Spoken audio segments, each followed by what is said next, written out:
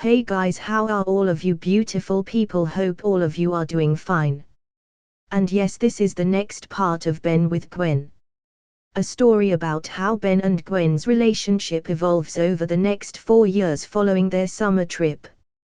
So let's start without any delay. Let's start this great series.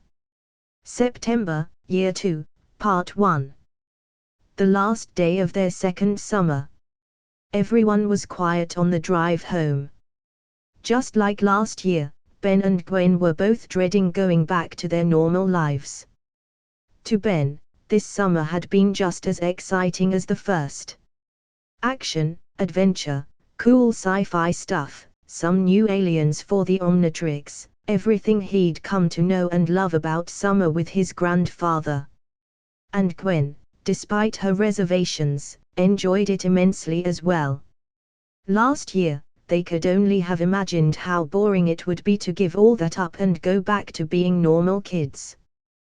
This year was even worse, because they knew what that was like. It was a topic of conversation that they avoided like the plague. They had another year of boredom and plainness to look forward to, save for the occasional crime-stopping outing like they'd had a few times the previous year. But even if they were willing to talk about it, they would never truly admit the worst part to each other. Something they'd both come to realize after being reunited for another summer was that a big part of why the school year was so miserable to them now was because they didn't get to see each other nearly as much. For better or for worse, all the most notable events of their lives in the previous year had revolved around each other in some way. Gwen sat in the booth across from Ben. As she pretended to be working on something on her laptop, she thought about the next time she was going to see Ben. Probably won't be until our birthday in December, like last year. That was 3 months from now. The thought made her sulk into her seat. She laughed bitterly to herself. What am I, nuts? Who'd have thought I'd ever care about not seeing Ben for 3 months? Ben was having similar thoughts. He wasn't looking forward to more school, boredom, restricted Omnitrix usage, and anger issues. He looked up at Gwen, and thought about the previous year. The only times he hadn't had problems like that were when he was hanging out with her. Sure, he got mad at her a few times, but never the kind of anger he had at school. He didn't have any friends, but spending time with his cousin was never boring. And he didn't have to hide his aliens from her. The more he thought about it, the more determined he became to make this year different from the last year. Ben spoke. Home. Gwen looked up from her laptop. Ben began, but he had no idea what to say.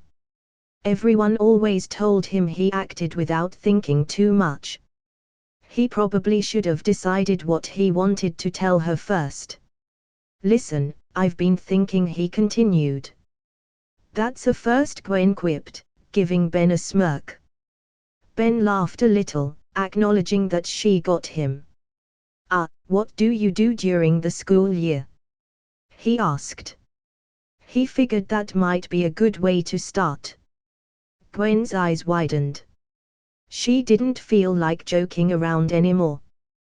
That was kind of a strange question to ask, and the inflection in his voice made it sound like a setup for a more important follow-up question. Well, all sorts of things, of course.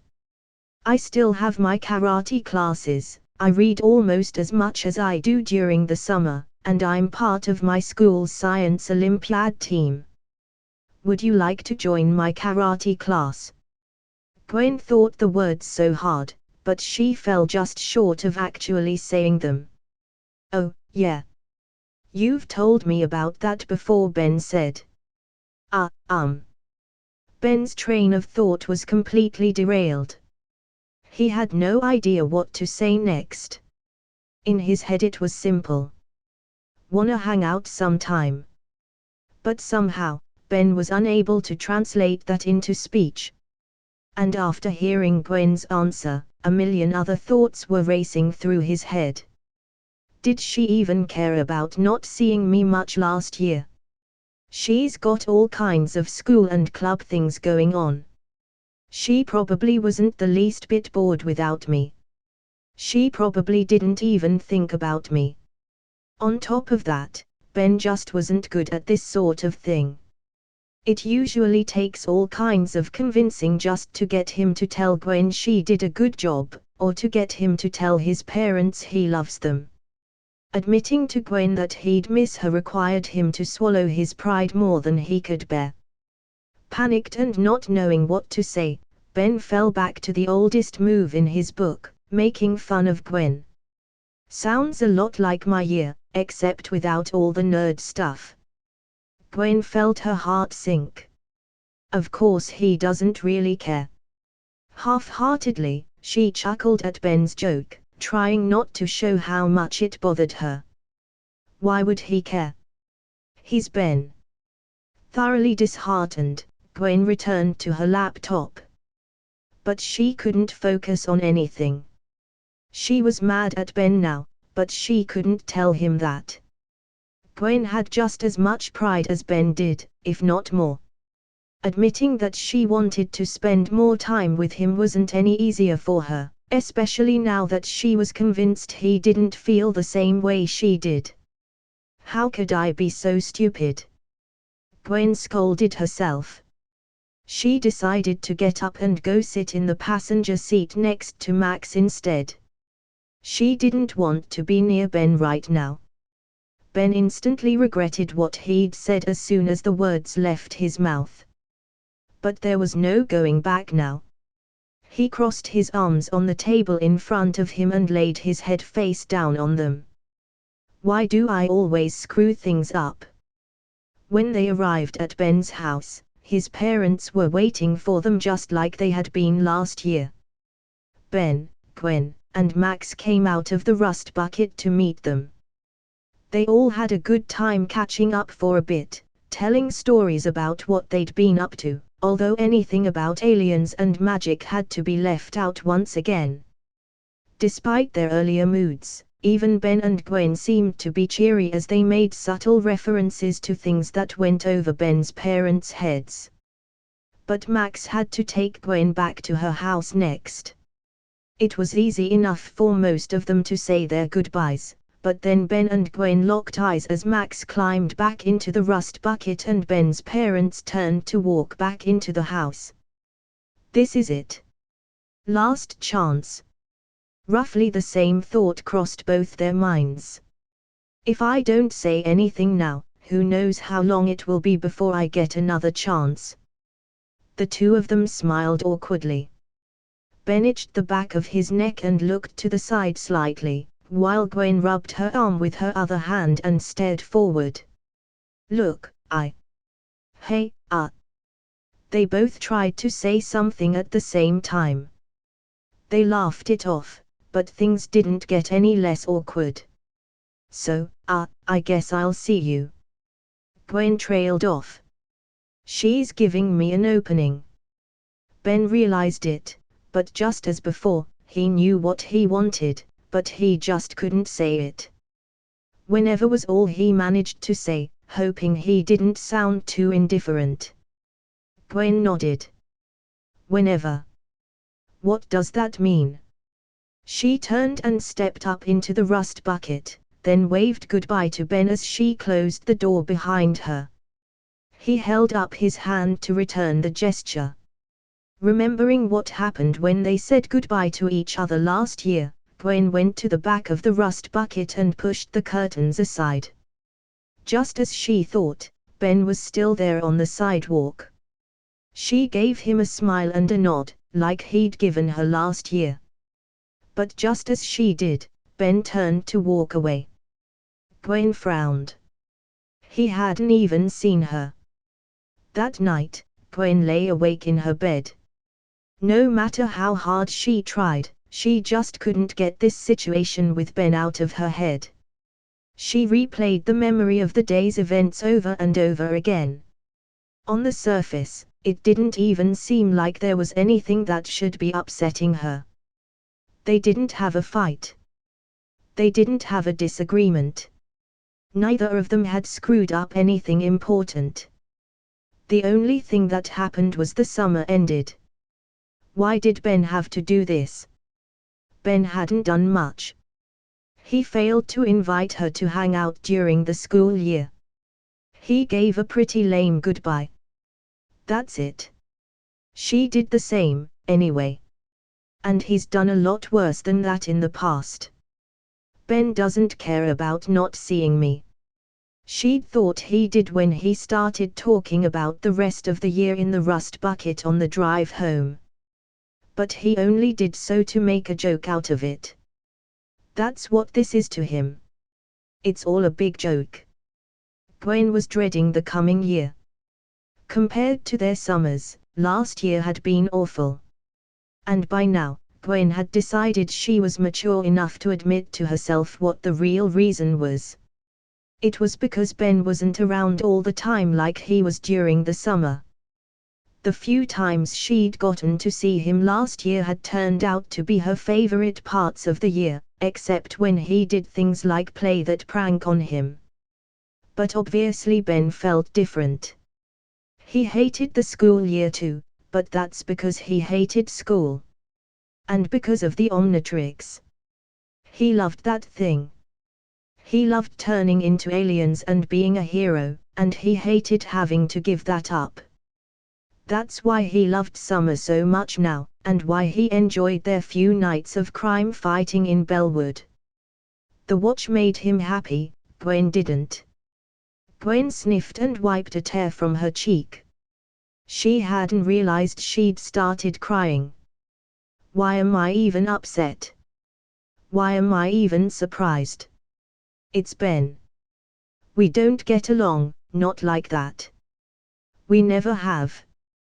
Gwen thought back to a little before their first summer together. They were horrible to each other back then. Things were definitely better between them now, but she wondered how much had really changed. He's still Ben, and she's still Gwen. Maybe I'm the idiot for expecting anything to be different this time. Gwen hardened her expression, staring up at the dark ceiling and biting back any further tears. No. I can't accept that. I'm going to do something. Monday. Ben's first impression of middle school was that it wasn't any better than elementary school. All the same jerks were here, including JT and Cash. His new teachers were the same general spread of boring and uptight. The cafeteria food still sucked. The only difference was the building. On the first day, Ben kept his head down for the most part. He had a reputation with the teachers at his last school, and with any luck he could avoid that this year. He definitely didn't want any more anger management counseling or whatever those guidance counselor meetings were supposed to be. But even when he was trying not to draw attention to himself, his teachers kept giving him weird looks all day. He figured he must look pissed off at something because he certainly wasn't feeling happy. Back at home, Ben didn't feel like doing anything. He kept thinking about yesterday. The way he saw it, if there had been any chance of seeing Gwen again any time soon, that chance was gone. All because he screwed it up yesterday, twice. He hadn't stopped mentally kicking himself since. Maybe I should call her. He took out his phone and stared at it, having a brief moment of déjà vu. But it wasn't any different than seeing her face to face. He knew it would be so easy to say what he wanted to say, but he just couldn't bring himself to do it. She probably wouldn't want to talk to me anyways. That's how he rationalized it as he put his phone down on his desk. But he hadn't exactly given up yet. He sat in his chair and stared at his phone, trying to work up the nerve to do something. Ben's hand was hovering over his phone when the sound of it buzzing startled him. He pulled his hand back, then immediately reached for it. He looked at the caller ID. To his amazement, it was Gwen. He had a little mini heart attack as he tried to decide what to do. Hesitantly, he answered it. For a moment, he didn't say anything. He still didn't know what to say to her. "Ah, Ben. Are you there?" Gwen's voice came through the phone. "Ah, yeah," Ben managed to say. Ben heard Gwen make an annoyed sighing sound. "Can I get a hello, doofus?" she asked. "Hello, doofus." Gwen made that same annoyed sighing sound, but she knew she'd set herself up for that one. "Come over to my house tomorrow," she said. It wasn't an invitation or a request. The way she'd phrased it, it was more of a command. Ben was stunned. She'd made it seem so simple, and he was taken aback by how suddenly she had come out with it. "What?" he asked. "Come over to my house tomorrow," Gwen repeated, a little more forcefully this time. "Why?" Ben asked. He wasn't sure why he wasn't just immediately agreeing. It was what he wanted, after all. "Remember that Sumo Slammers game you got for your birthday? Well, my parents got it for me, and I want to play it with someone else," Gwen explained. That was all true. She just chose not to mention that she'd begged her parents for the game last year after they'd played it together, and now her parents had finally gotten it for her as a welcome home present. Ben figured he was just a last resort because none of Gwen's friends wanted to play the game with her. He wanted to say yes, but he didn't want to appear too eager. "Well, I don't know," Ben said. "I was planning on hanging out with some of my friends tomorrow." That was a complete lie. He didn't even have any friends. Oh, Gwen sounded genuinely disappointed. "Well, if you're busy." "Wait." Ben interrupted, way too loudly and way too quickly. He panicked because he thought she was going to hang up. I mean, it's no big deal. I can see them whenever." "Sure, I can come over and kick your butt tomorrow." "Great. You're one," Gwen declared. "Later, doofus." "Later, dweeb." They hung up. Ben slowly put his phone down. He felt different than he had all day. He'd been a little nervous talking to Gwen, but now that it was over and it had all gone well, he was feeling refreshed. It was like all the anger he'd had toward himself had suddenly evaporated. He got up from his desk chair and laid down on his bed. He sighed, closing his eyes and smiling. Gwen was so happy. She felt so stupid for not doing that earlier. It was all due to a realization she'd had. If I want something to happen, why wait for Ben to do it? Then Gwen realized she still had to ask her parents if Ben could come over tomorrow. This made her nervous for two reasons. 1, they might say no, and then she'd have to awkwardly call Ben back and tell him that. And 2, even though she was slowly becoming more open about wanting to get along with Ben, she still wasn't anywhere near prepared enough to start admitting that to anyone. Asking her parents if she could have Ben over would have them asking questions she didn't want to answer. Bracing herself for awkwardness and disappointed, Gwen went downstairs to find her father. She was going to use her usual strategy for asking her parents for something, asking her father instead of her mother. Her father was always more likely to say yes, especially for matters involving the Tennyson side of the family.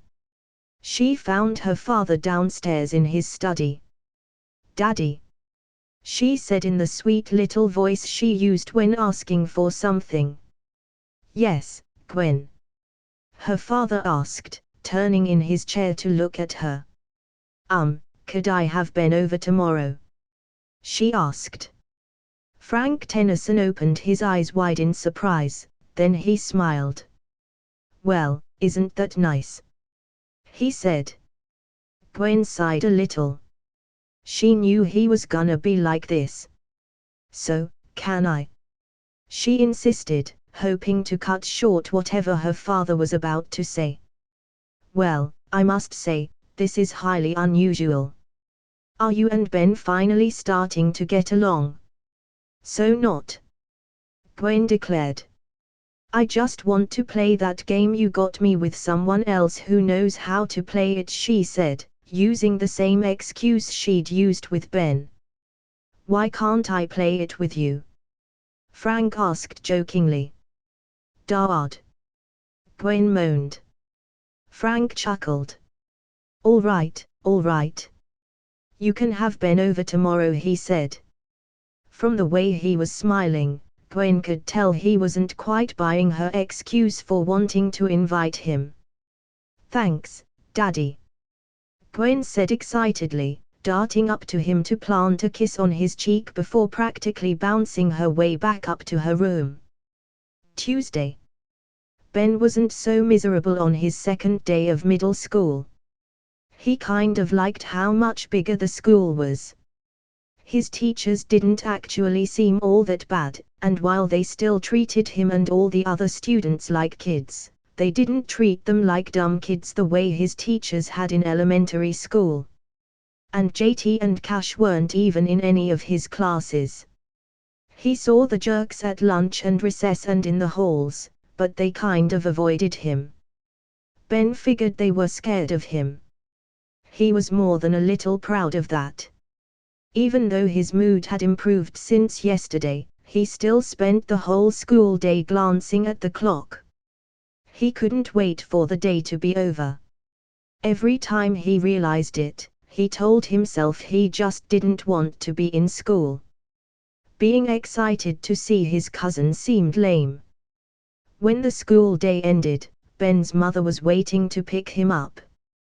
He'd had to endure the same awkwardness Gwen had the day before when he asked his mother if he could go to Gwen's house. Sandra had been even more nosy about it than Frank had been. So, how was day 2 of your new school? Ben's mother asked him as she drove. It wasn't horrible, Ben admitted. Really? You did go to classes today, right? Sandra asked, only half jokingly. Yes, Mom. Ben had anticipated that sort of response.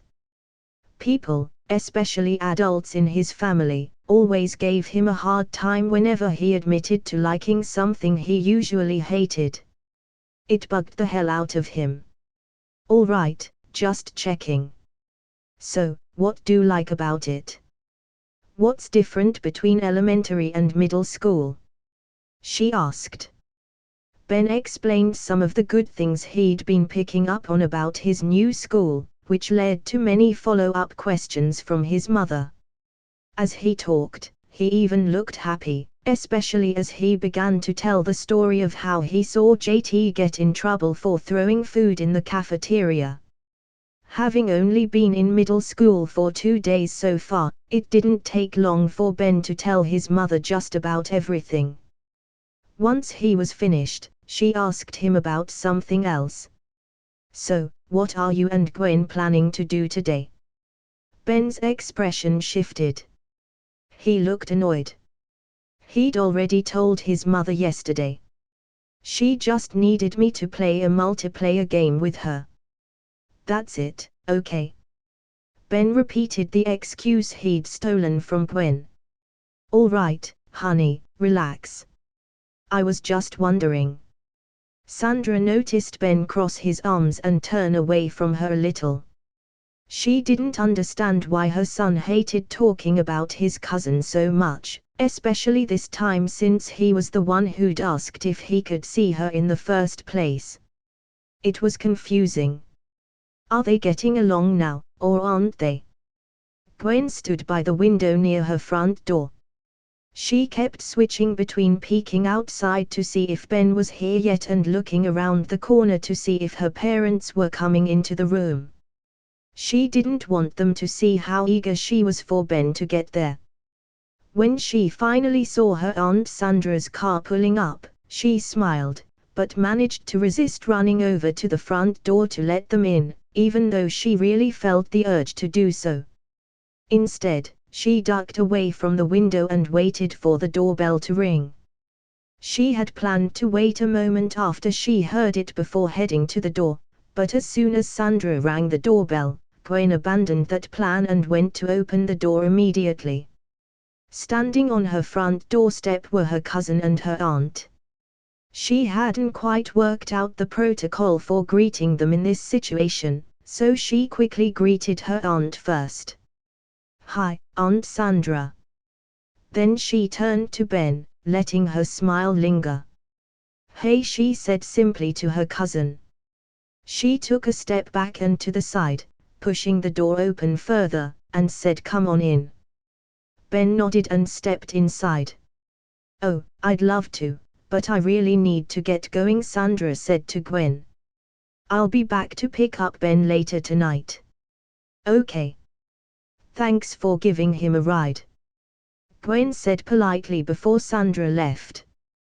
Then she closed the door. Looking around, she didn't see Ben, so she walked into the next room. Ben was standing in her family room, looking around lazily. Ben felt weird being in Gwen's house. He hadn't been there in 6 months, and that was only because his parents wanted to have dinner with her family. Ben and Gwen never invited each other over to their houses. It just didn't happen. And yet, here he was, in Gwen's house, by her invitation. "Hey," Gwen said again, getting his attention. "Hey," Ben returned. This was awkward for them. It was a new situation, and neither of them knew how to act. They'd been hanging out together every day in the Rust Bucket until just 2 days ago, but for some reason, this felt completely different. "So, you wanna play some sumo slammers?" Gwen asked hopefully. "Oh, hell yeah!" Ben responded enthusiastically, as if he'd just remembered that was their plan from the start. Gwen led Ben to the other room where she had her TV and game console set up. She turned the game on, picked up 2 controllers, and handed one of them to Ben as they sat down on opposite ends of the couch. "You ready to get your butt kicked again?" Gwen asked. "In your dreams, dweeb." The trash talking had begun immediately. They started playing. Neither of them had played in a long time, so they were both a little rusty. Ben had more experience with the series, though, so he won the first few games. Each game was accompanied by plenty of smack talk, and Ben didn't hold back at all when bragging about his victories. But Ben's win streak didn't last for long. After a few games, which were becoming progressively closer the more they played, Gwen managed to win a match. "Yeah. In your face, doofus," Gwen cheered. Yeah, you're just lucky you." Ben and Gwen turned to look at each other, and suddenly their faces were inches apart. They hadn't realized it because they were focused on the TV screen, but as they played, they'd been slowly moving closer to one another as they shifted positions to get more comfortable. Having started on opposite ends of the couch, somehow they were now both sitting in the center, almost leaning on each other. Gwen's triumphant smile and Ben's annoyed look were both replaced by awkward blank faces. Blushing, they turned away from each other and scooted back to their respective ends of the couch. Ben cleared his throat. "Next game," he said, not taking his eyes off the screen. "Next game," Gwen agreed, doing the same. When the next game started, neither of them talked at first. They'd started talking themselves up and trash-talking each other immediately in every other match they'd played so far, but this one was played in icy silence. But then, Gwen pulled off some amazing combo she'd been trying to do since they started, and she broke out into cheers. Even Ben let out an impressed whoa.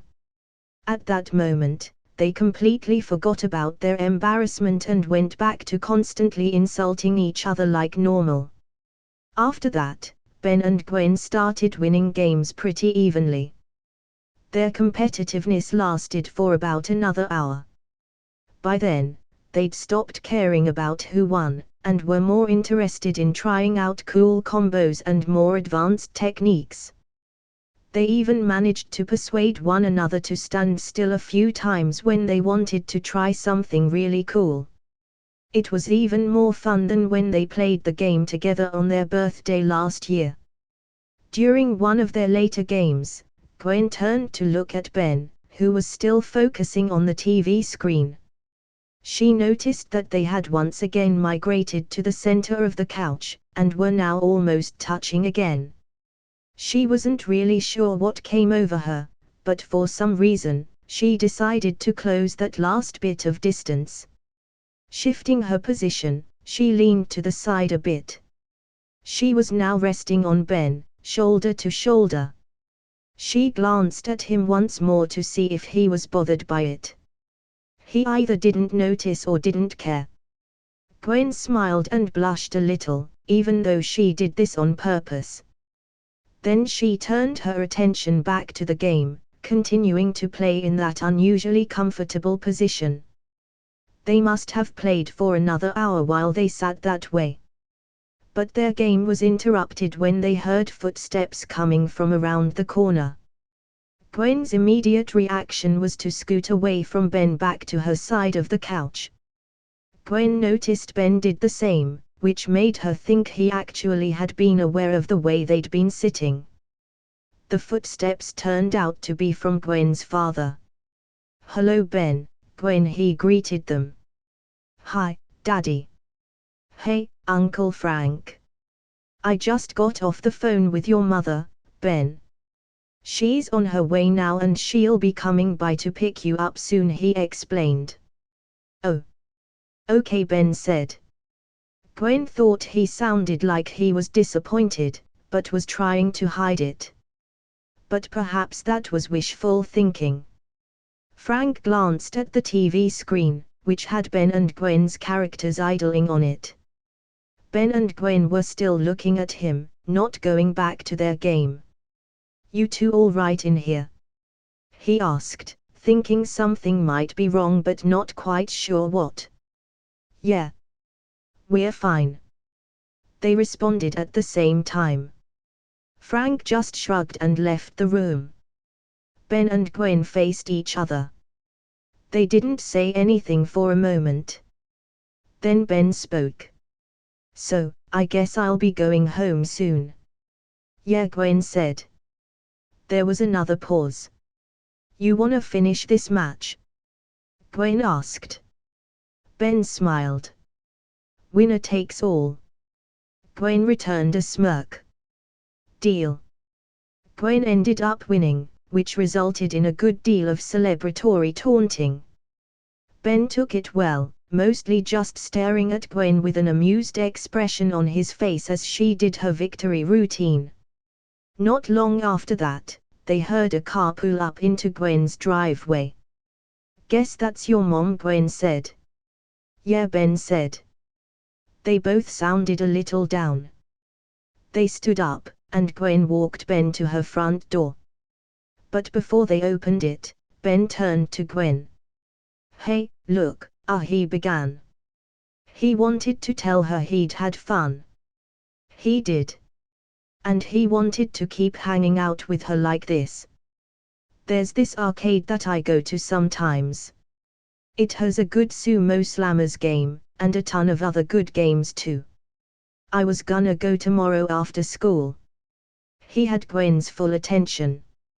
She was trying to hold back a smile to try to seem as casual as Ben did, so she hoped he didn't notice the way her lips were curling a little. "So, you wanna come too?" Ben finally asked. "Sure," Gwen answered. She didn't want to come across as too eager, but she didn't think she'd succeeded. "Cool," Ben said as the doorbell rang. "Let's meet at the park tomorrow after school," Ben said. Even though that was kind of a vague meeting place, Gwen knew exactly where he was talking about. The park they had walked through after both of their hero outings last year. "All right," Gwen said as Ben opened the door. "See ya later, dweeb," Ben said as he walked outside, shutting the door behind him. Gwen sighed and let out the huge, happy smile she'd been holding in. This had gone perfectly. Today was fun, and now Ben wants to hang out again the very next day. Then she realized something. "Oh, shoot. I'm gonna have to ask Dad again." Gwen still wasn't very comfortable discussing whatever her situation was with Ben now, and she didn't like the thought of telling her parents she wanted to hang out with him 2 days in a row. "Well, he's not coming over again, so they don't have to know I'm hanging out with him." Gwen had the idea to lie and say she was going to the library or something. She was kind of surprised with herself. Lying to her parents wasn't exactly something she did a lot. Although, since she kept her magic powers and the alien stuff from them entirely, dishonesty towards her parents wasn't exactly new either. If it's for Ben, I guess it's all right. September, Year 2, Part 2. Wednesday. Gwen sat on a park bench. She'd only been there for 10 minutes, but it felt much longer. She didn't know exactly when Ben's school let out, or how long it took Ben to get to the park from his school, but she figured that was probably what was keeping him. She tried to get the nagging thought out of her head that Ben wasn't coming. What if he decided he'd had enough of me yesterday? Or what if he just forgot about me and went to the arcade by himself? Gwen knew that was stupid. Ben had had as much fun as she did yesterday, and he's the one who invited her. But then again, she and Ben weren't exactly predictable when it came to how they treated each other. Any doubts she had evaporated when she heard Ben's voice from beside her. "Hey, dweeb." Gwen stood up, startled. She was relieved to see him, but that didn't stop her from smacking him on the shoulder out of surprise. "Ow. Hey, what was that for?" "Oh, calm down, drama queen. I didn't even hit you that hard. So what took you so long?" she asked. "What?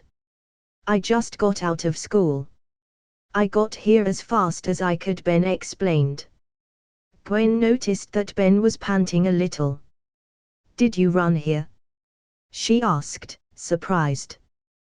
Ben made the sort of face he makes when he gets caught doing something lame. Yeah. It's not like I could have gone XLR8, could I?" he said, trying to deflect the issue. Gwen shrugged, then gestured with her hands. "Well, lead the way," she said. The arcade was only a short walk from the park. Now that Gwen thought about it, she was a little surprised arcades were even still a thing. The whole concept seemed a little too old school. They had video game consoles at their houses which were way more advanced than anything they'd find at an arcade, so this felt like renting a VHS tape when you already owned the DVD. On top of that, just being in an arcade felt weird, since the only other time she'd ever been in one was that time she followed Ben into that arcade in New York City. That was where they'd first met Kevin. She hated that guy, and she didn't like being reminded of him. She hoped they wouldn't meet anyone like that this time. The first thing Ben did when they got there was walk up to the token machine and start shoving money into it. It dumped out a bunch of quarter-sized tokens, which he stuffed into his pockets. Then he led Gwen to their first game, the arcade version of an older Sumo Slammers game. Gwen got the hang of it quickly. It was different using a joystick and 2 buttons on a stand rather than a full controller, but the basics were the same. They played round after round, with Ben feeding more tokens into the machine whenever it prompted them for it. As they played, they started trash-talking each other the way they had when they played at Gwen's house. Then, from across the room, she heard somebody shouting loudly in victory. Apparently they'd just won some big prize or something. She couldn't really tell what it was, but hearing the loud shouting of other people sort of snapped Gwen out of a daze. She'd been so focused on playing the game with Ben, she'd kind of forgotten they were in public. She self-consciously looked around, hoping she hadn't been shouting insults at Ben loud enough to attract much attention. As she looked around, she noticed the place was pretty full. Most of the other people there were about their age. She wondered if any of these people went to her school and might recognize her. She wasn't sure how to feel about that. After playing the Sumo Slammers game for a while, Ben led Gwen from game to game, showing her all of his favorites. She liked some games more than others, but nonetheless she was enjoying herself. Just challenging Ben time and time again was fun enough for her, regardless of how much she enjoyed the game itself. After a few hours of playing arcade games, they got hungry. The arcade had sort of a mini food court area, so Ben and Gwen got some soda and split a pizza. As they ate, they sat across from each other and argued about who had won more games. "No, I won. I beat you in most of the games we played," Ben argued. "Yeah, but I kicked your butt over and over again in Sumo Slammers, and we played that way more than anything else." "You may have won more games, but I still won more than you did today," Gwen retorted. "Hey, Tennyson!" a voice called from off to the side. Ben and Gwen looked in that direction. It was JT and Cash. Ben glared at them as they walked towards their table. He was hoping he could scare them off with a look, but apparently they were feeling brave today. "Who's your girlfriend, freak?" JT asked, picking up Ben's soda and taking a sip. He decided he didn't like it, so he dumped the rest on the floor. "Hey!" Ben shouted. "You're paying for that." "I am not his girlfriend," Gwen clarified. She recognized these jerks. She'd run into them with Ben in Philadelphia 2 summers ago, but they didn't seem to recognize her now. "Heh, that's not surprising," Cash said, sitting down beside Gwen. "Cute chick like you is way out of Tennyson's league," he said, giving Gwen a smug look like he thought she would appreciate the compliment. He grabbed a slice of their pizza and took a bite. "So, what are you hanging out with a loser like him for, anyway?" he asked Gwen, talking loudly with his mouth full. Gwen glared at Cash. At first, Gwen had only been mildly bothered by these obnoxious jerks. Now she was angry. With her left hand, she gave Cash a palm strike to the mouth, shoving the pizza in his face as she did. Before he even had time to react, she followed up with an elbow to his stomach, knocking him onto the floor. "OWW!" Cash moaned in pain. "Hey! What was that for?" JT shouted. Ben just laughed. He'd been about a second away from attacking them himself, but this was way more fun to watch. Recovering, Cash stood up and wiped the pizza sauce off his face. Ben and Gwen each stood up as well, expecting a fight. Cash glared at Gwen. "What is your problem?" he asked angrily. "Listen, creeps," Gwen said. "Ben is not a loser. I may not be his girlfriend, but I'd rather date him than either of you mouth breathers any day." Cash scoffed. "Forget this. You're not worth my time anyway. Come on, JT." Cash turned and walked away with JT following him. Gwen smirked triumphantly. "Friends of yours?" Gwen turned to Ben, repeating what she'd said to him back when she'd first encountered the bully duo in Philadelphia. Then she saw the shocked expression on Ben's face as he stared at her. What? Gwen didn't know why Ben was looking at her like that. She hadn't realized the words that had slipped out of her mouth. Ben? She asked. Nothing. Ben shook his head, like he was snapping out of something. Ben and Gwen sat back down to finish their pizza. Gwen was in pretty high spirits after telling off those bullies. She tried to continue their debate from before, but Ben wasn't really getting into it.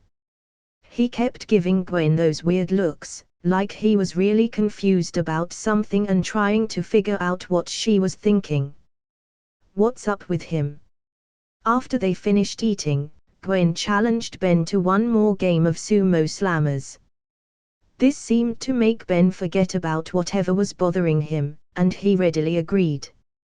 Gwen ended up winning, so the one more game turned into best 2 out of 3 before finally becoming best 3 out of 5.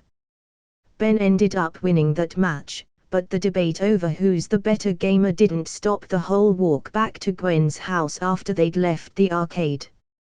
When they arrived on Gwen's front doorstep, they both just stood there, not knowing what to say. But then Gwen figured, if she wanted to keep hanging out with Ben, it was her turn to ask again. My karate classes are starting up again tomorrow. I have them every Thursday after school, Gwen began. Oh, Ben said, sounding disappointed. He was expecting her to use this as an excuse to say she can't hang out again tomorrow. I usually go to Mr. Smoothie or something afterwards before I go home, Gwen continued. She figured that would be invitation enough, but Ben just stared at her. Do you wanna meet me there tomorrow? Get some smoothies? Gwen asked. Yeah, definitely. I love their smoothies, Ben agreed.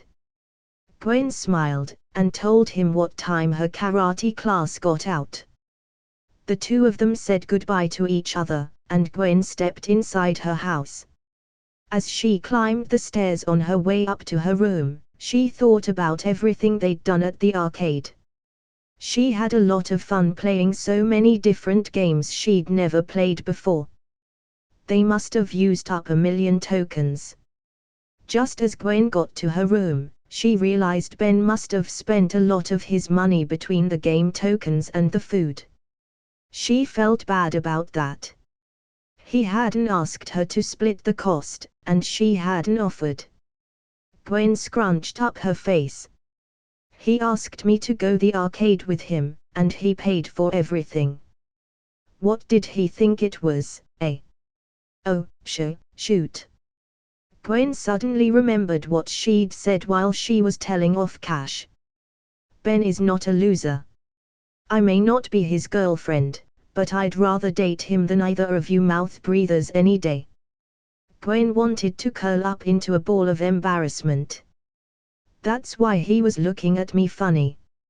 She had no idea why she'd said that. Looking back, it was easy to see why Ben was so weirded out.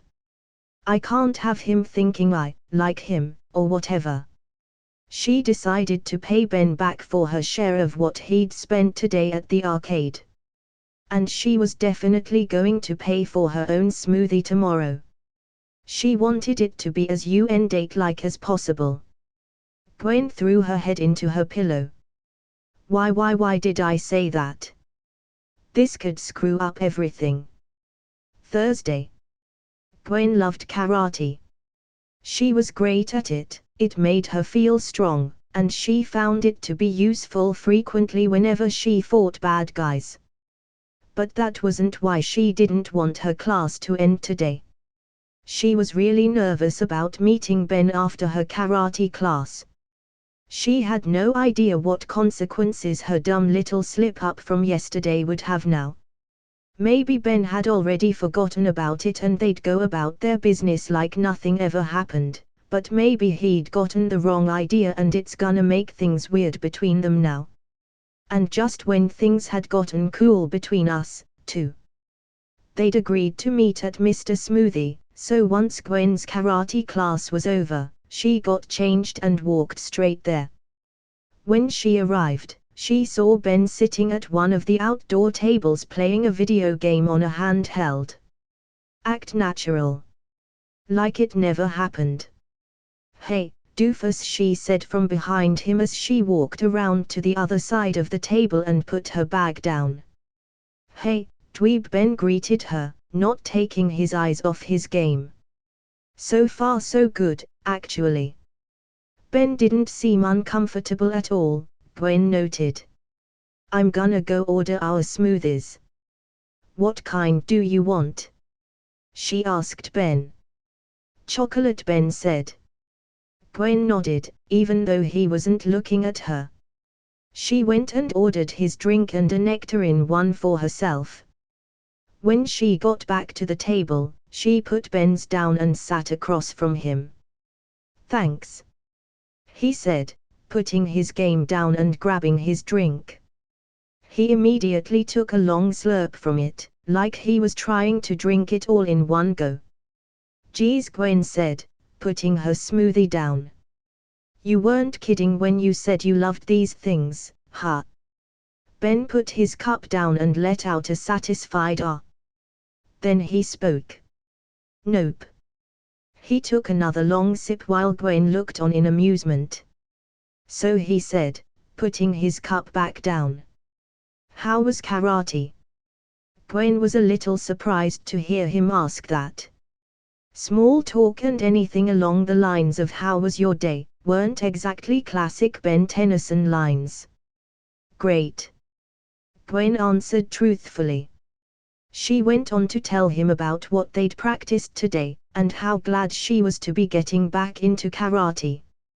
"You should think about signing up," Gwen suggested, thinking it would be fun to be able to literally fight Ben every week, and get praised for beating him, no less. "Ha!"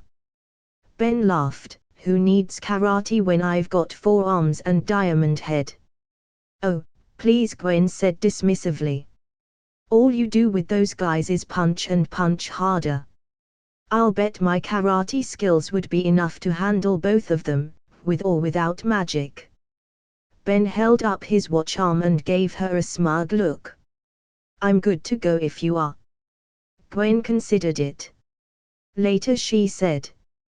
Between her karate and her sorcery, she was curious to see how well she could stand up to Ben's aliens.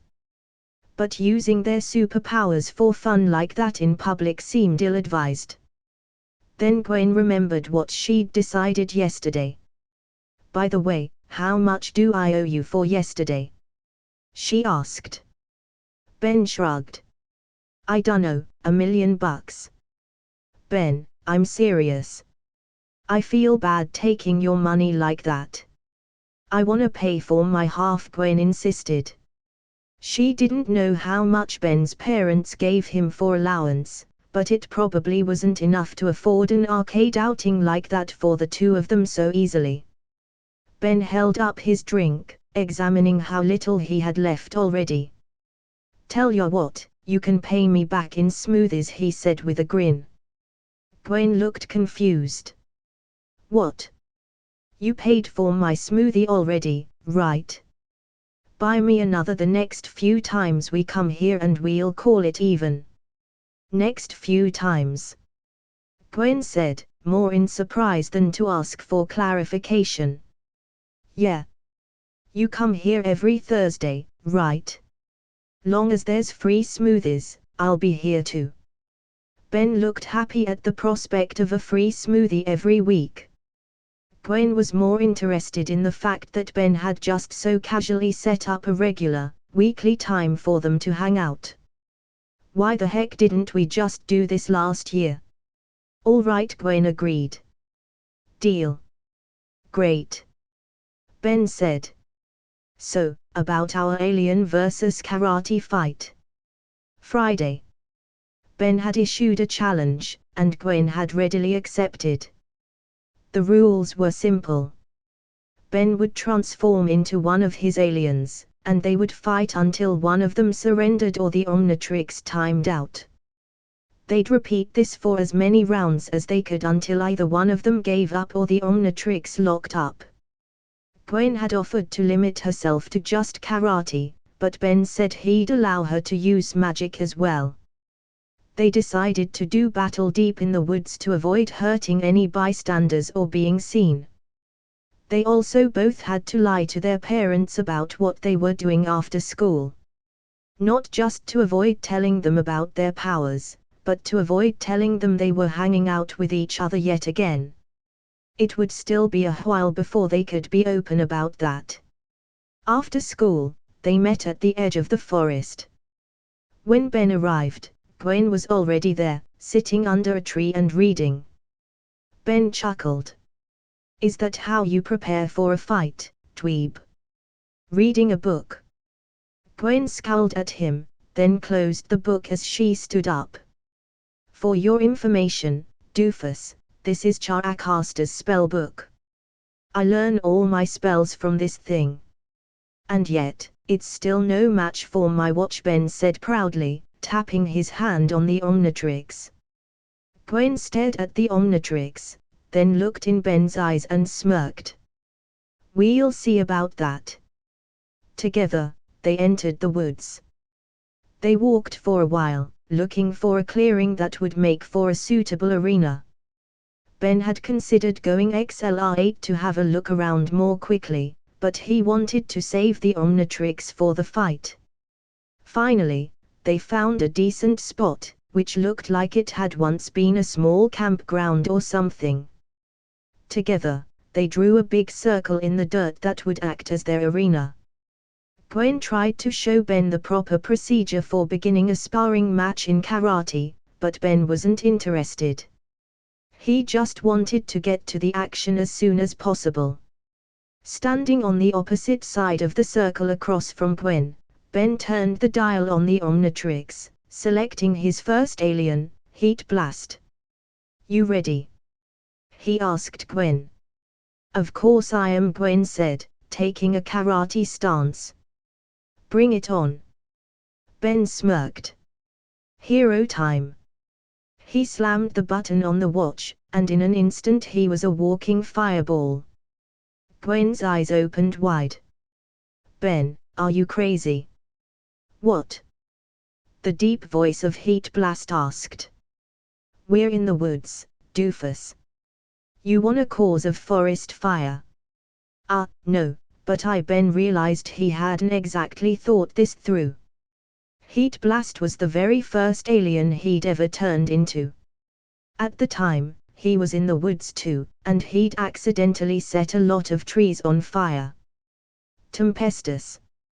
Gwen shouted, her voice echoing with power. A surge of water exploded from beneath the ground, dousing the entire area. Heat Blast was knocked to the ground, extinguished. Heat Blast looked at his now flameless hands and moaned. "Guess that's score one for Gwen." Gwen called out to him. "No fair." Heat Blast complained. "Of course fire is gonna lose to water. That's basic pokesmith. You said I could use all the magic I wanted. What were your words? You didn't want to make it too easy for you, right?" Gwen reminded him with a smug smile. Ben groaned as he changed back into himself. "That was stupid. I want a rematch. We didn't plan on just one match, remember? Choose your next alien. And don't make it so easy this time." Gwen was loving this. Ben turned the dial on the Omnitrix. "All right, let's see how you like forearms." He slammed his hand down on the watch and transformed. But once his transformation was finished, he wasn't forearms. "What? Upgrade? Oh, man," Ben said in his new computerized voice. Gwen started laughing. "Nice one, Ben. There's nothing even remotely technological within a mile of us. What are you going to do, upgrade a tree? Hey! I don't need technology to fight you. Upgrade still got some moves. Upgrade lurched forward.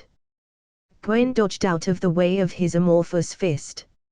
She countered with a kick to his side, but her foot passed right through him, only succeeding in splattering a little bit of him onto the ground. Upgrade laughed. See? Can't touch this. Gwen moved out of the way of another swipe. She decided she'd have to use magic again. Badikinis Metalalurka. Gwen waved her hands as she cast her spell. Suddenly, Upgrade stood up straight, then bent over backwards slightly. Whoa, whoa. What's happening? He asked. Gwen let out an evil laugh. She moved her hands around, and Upgrade followed her movements. She lifted him into the air, spun him around, and threw him downwards. Upgrade splattered onto the ground, forming a black, white, and green puddle. Upgrade moaned, which sounded like Ben moaning through a glitchy speakerphone. Then the Omnitrix started beeping. In a flash, Ben was himself again, lying in a heap in the grass. Holy crap, that hurt. Had enough yet? Gwen smirked. What kind of spell was that? Ben asked, pulling himself to his feet. A ferrokinetic one, Gwen answered. Ben stared at her blankly. Controlling metal. Galvanic mechamorphs are made entirely of liquid metal. It was too easy. It wasn't my fault. The watch screwed up again, Ben complained. Too bad. 2-0 me. Gwen stated the score. Ben sighed. He turned the dial on the Omnitrix, looking through his choices. He decided on Diamond Head for his next alien. Please work, Ben said desperately, hitting the button. All right. He shouted after the transformation, looking at his crystalline green hands. Now you're in for it. He declared to Gwen. Gwen put on her game face. She knew Diamond Head was one of Ben's strongest aliens in a fair fight. She was going to need a pretty strong offense to beat him. Conversely, Ben knew he had to be careful. He didn't want to hold back, but he'd have to try to limit himself to blunt hits. If he shot diamond spikes at Gwen, he'd probably end up doing more damage than he intended. Diamond Head charged at Gwen, throwing a punch at her. Gwen held up her hands and a circular shield of blue light appeared. The force of Diamond Head's punch shattered her shield and knocked her back, but she had avoided the brunt of the attack. Diamond Head was unfazed, and threw another punch. Gwen dodged. She was doing okay so far, but she had to think fast. The crystalline alien was coming at her hard and strong. She was more nimble and flexible than he was, but she couldn't just dodge forever. Going on the offensive, she conjured 2 magic spheres of energy and threw them at him. They exploded on impact, and Diamond Head stumbled a little. Hehe, Diamond Head chuckled. You're gonna have to do a lot better than that. I plan to. Gwen shouted. Ilatar objectia. Gwen thrust her right arm towards Diamond Head and a large blue energy blast erupted from her hand. Diamond Head grunted in pain and was knocked backwards, but he caught himself, his hand hitting the ground to hold himself up. Getting back on his feet and standing up straight, Diamond Head charged at Gwen. He swung at her. She'd been expecting her last spell to be more effective, so she was unprepared and couldn't dodge out of the way this time. He punched her in the side of the face, knocking her off her feet.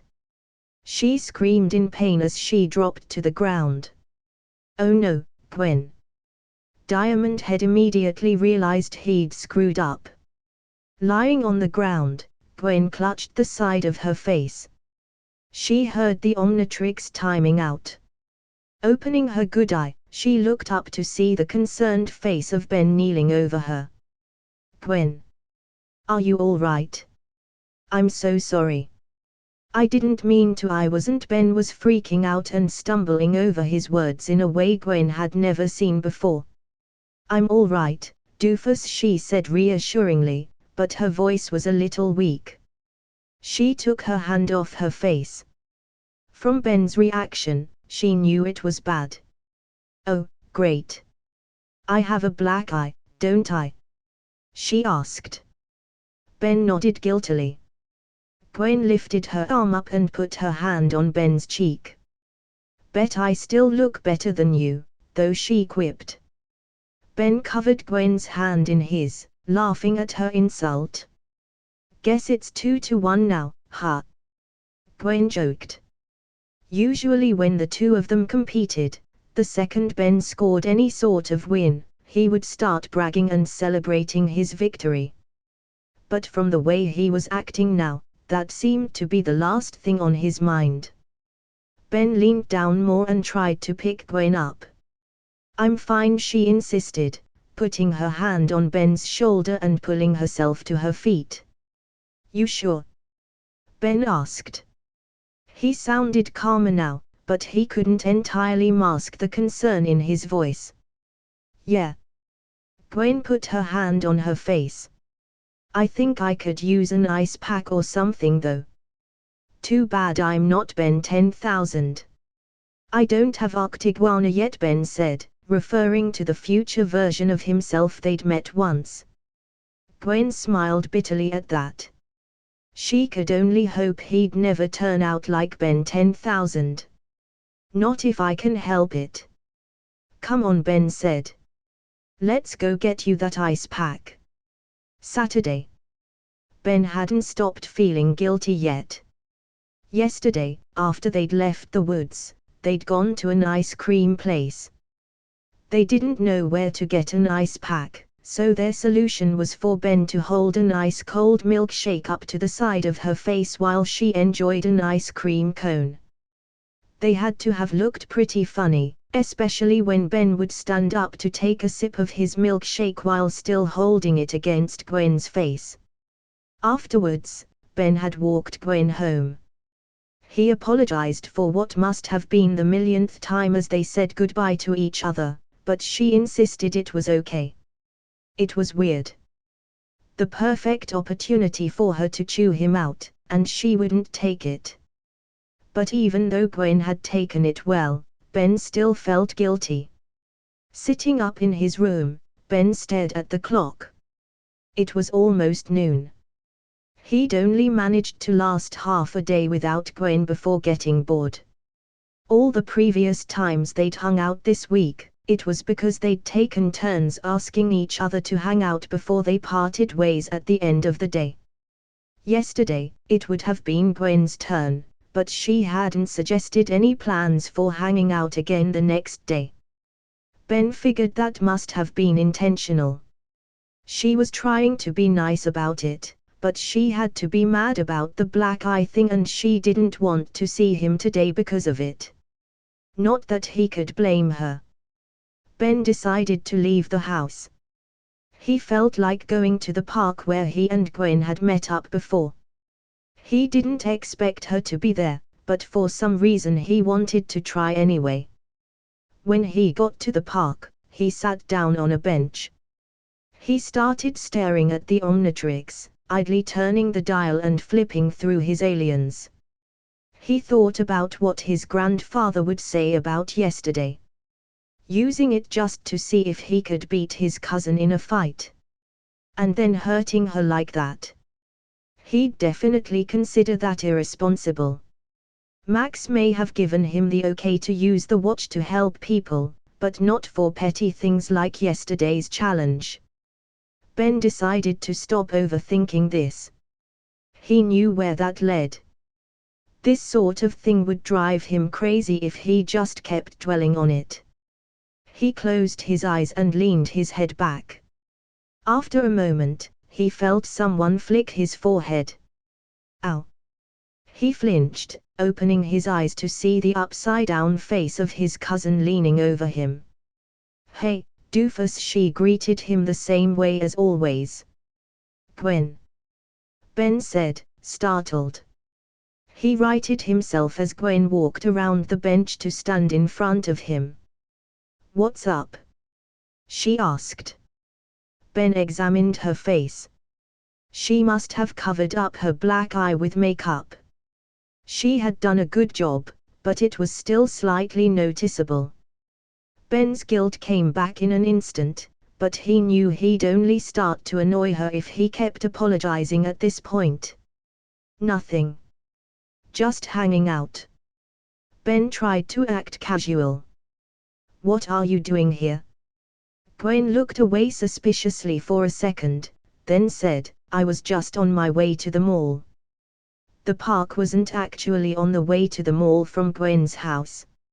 She'd had to walk out of her way to get here. She was hoping Ben wouldn't realize that, though. "Oh," was Ben's only response. Gwen hesitated for a second. "Come with me," she said. Just like when she'd called him on Monday to tell him to come over to her house, she didn't say it like it was a request. Ben scrunched up his face. "I hate the mall," he said. "What, like you've got anything better to do?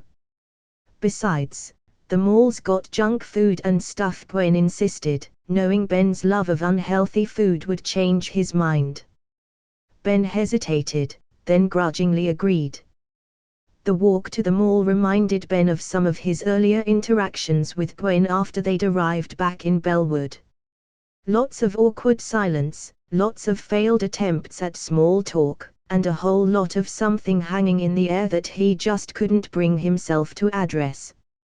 The fact that he couldn't stop himself from glancing at Gwen's eye over and over certainly wasn't helping. Gwen noticed, of course. However, she mercifully didn't mention it. Ben tried his best to figure out if she was just being really good at hiding her anger right now, but he was completely in the dark. The first thing they did at the mall was fulfill Gwen's promise to obtain junk food. They both got a gigantic, freshly baked cinnamon pretzel, which it turns out they both loved. As they sat and ate, they joked about how much better it was than their grandfather's cooking. But once they were done with their food, Gwen said it was time to get to the real stuff, shopping. Ben thought it was weird. This was one of the many things about Gwen that confused him. In most respects, Gwen was a total tomboy. She kept her hair short, she pretty much never wore dresses, and she wasn't afraid to fight. And yet, she still loved some girly things, like shopping. And as an 11-year-old boy, nothing grossed out Ben more than girly things.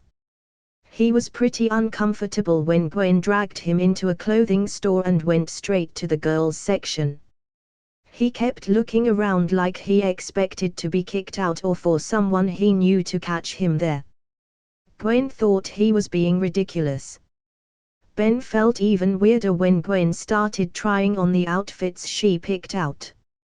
He sat in a chair outside the changing stall and waited.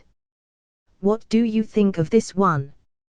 Gwen asked, pulling back the curtain and stepping out. She was wearing a new pair of capris and a short-sleeved top. "I don't know," Ben said. "Is it that different from what you normally wear?" Gwen gave him a look, then went back into the changing stall and closed the curtain. Inside, she looked at the outfits she'd brought in with her. In particular, she looked at the dress. All the other items she wanted to try on were pants and tops, but she'd picked out a single dress as well. It was certainly different from what she normally wore. She looked at the curtain and imagined Ben's reaction. He'd probably just make fun of me. She figured he would think a dress is too girly for her, at least outside of weddings and the like. So she tried on a pair of skinny jeans and a new top instead, then stepped back outside. "How about these?" she asked. Ben looked tense, like the awkwardness of the situation was getting to be too much for him. I don't know. How should I know? He asked. Would you quit acting so weird? Gwen said as she went back into the changing room again. She sighed. Ben wasn't being very helpful. She looked at the dress again. She wanted to try it on, but she felt nervous for some reason. After taking a deep breath to quiet her doubts, she decided to put it on anyway. She changed out of the outfit she had on and slipped on the dress. Checking her appearance in the mirror, she felt self-conscious immediately. Is it too pink? Is pink too girly? Do my shoes go with this? Should I take them off? Is my hair too short for this? Or too red? She silenced her thoughts and took another deep breath. Slowly, she pulled back the curtain. Be nice, she said to Ben, preemptively preparing for him to laugh. But Ben didn't say anything. The two of them stared at each other silently. Gwen looked nervous, and Ben's eyes were wide with surprise. After waiting for Ben's reaction and getting nothing, Gwen interpreted his silence to mean he didn't like it. She figured he was searching for a polite way to tell her she looked ridiculous, but couldn't find one. Gwen sighed. Yeah, I know, she said. Just thought I'd try it. She went back into the stall and closed the curtain. She stared somewhat angrily at her reflection in the mirror. Way to go, Gwen. You made a complete fool of yourself in front of Ben. She was grateful to him for not making fun of her, though. Gwen tried on her next outfit and went back outside. She was about to ask how she looked, but Ben wasn't looking at her. He was looking off to the side at the floor, and blushing intensely. Ben? She asked to get his attention. Huh? What? Ben said, quickly snapping to attention. He looked embarrassed, and Gwen noticed immediately. What's wrong? Gwen asked. Nothing, Ben said, but he wouldn't meet her gaze. Gwen felt bad. She'd dragged him along for this and he very clearly hadn't been enjoying it the whole time. He's probably going along with it because he still feels guilty about giving me a black eye. All right, whatever, Gwen said. Let me just get changed, then we can go. Ben just nodded. When Gwen came back out of the stall, she was carrying all the clothes she'd brought in with her. She handed a few to Ben, then started going around the store putting the ones she was carrying back where she'd found them. You're not getting that one? Ben asked when she put the dress back. Gwen glared at him. No, she said, like it was obvious. She figured he was making fun of her, even though he didn't sound the way he normally did when he made a joke at her expense. With her hands free again, Gwen took back the clothes she'd given to Ben to carry and brought them to the counter to buy them. Once that was finished, they left the store. Gwen figured Ben had had enough of them all, so she suggested they leave. Gwen didn't want to walk around carrying bags of new clothes all day either. Ben was quick to agree, but he still seemed kind of spacey for some reason. Gwen was having a hard time figuring out what was up with him. Sunday. Gwen was in her room studying, but she was bored. She already knew the material for this particular subject pretty well, and she was only studying because that's what she normally did on weekends during the school year. She looked around the room, but there was nothing to catch her interest. Glancing around the room like that whenever she was bored was a habit she'd picked up over the summer. When she looked around the rust bucket, she could always find Ben. Once again, they hadn't made any further plans when they'd parted ways yesterday. Gwen wasn't sure how she'd forgotten. Running into Ben at the park like that had been lucky. She hadn't expected him to actually be there when she went looking for him. Now, she wasn't sure she could get that lucky 2 days in a row. And even if she did, she figured Ben would find that suspicious. Or he just wouldn't want to hang out with her after she'd dragged him to the mall with her. Gwen scowled at herself. Don't be stupid. It's that kind of thinking that kept us separated all last year. Gwen had decided last week that she wasn't going to let that sort of thing continue. If she wanted to see Ben, she was going to see Ben. She just didn't like to think too much about what that meant. She took out her phone and called him. He answered on the second ring. "Hey, dweeb," came his predictable response. "Hey, doofus. Wanna do something today?" she asked. "Sure." "Like what?" Ben answered. See? No hesitation. He's not even mad about yesterday at all. "I don't know. You pick." He may not be upset about the mall thing from yesterday, but Gwen still felt it was her turn to go along with whatever he wanted. Okay. How about you come over to my house and we'll play sumo slammers again?" It sounded strange hearing Ben say that so casually. Less than a week ago, when she'd first asked him to come over to her house, it hadn't felt like this at all. "Okay, cool," Gwen said. "I'll ask my parents." This is so much easier. October, year 2. For the past month, Ben and Gwen had continued to hang out almost daily. They usually took turns inviting the other to do something with them. They never officially decided to do it that way, but it had become an unspoken agreement between the two of them. On days when they had nothing planned, they would still meet up at the park after school or on the weekends, then decide what to do from there. This was another thing they hadn't actually agreed upon, but after it happened enough times, it became common knowledge for them. They were still meeting at Mr. Smoothie or someplace else every Thursday after Gwen's karate class, although they had since called Gwen's debt settled and were each paying for themselves. Neither of them ever mentioned the weird thing Gwen had said at the arcade that first week, or the weird way Ben was acting at the mall. In fact, almost everything about their new arrangement had gone unsaid. They never commented on how often they hung out, how different it was than last year, how much it reminded them of their summers together, or what exactly they were to each other now. They still tried to keep as much as they could from their parents. It was just too embarrassing for whatever reason. But by now, they'd been over to each other's houses enough times for their parents to figure out this has become a regular thing. Their parents often commented on it or tried to make subtle queries, but Ben and Gwen would mostly deflect or give non-answers. Ben was doing much better in school than he had in previous years.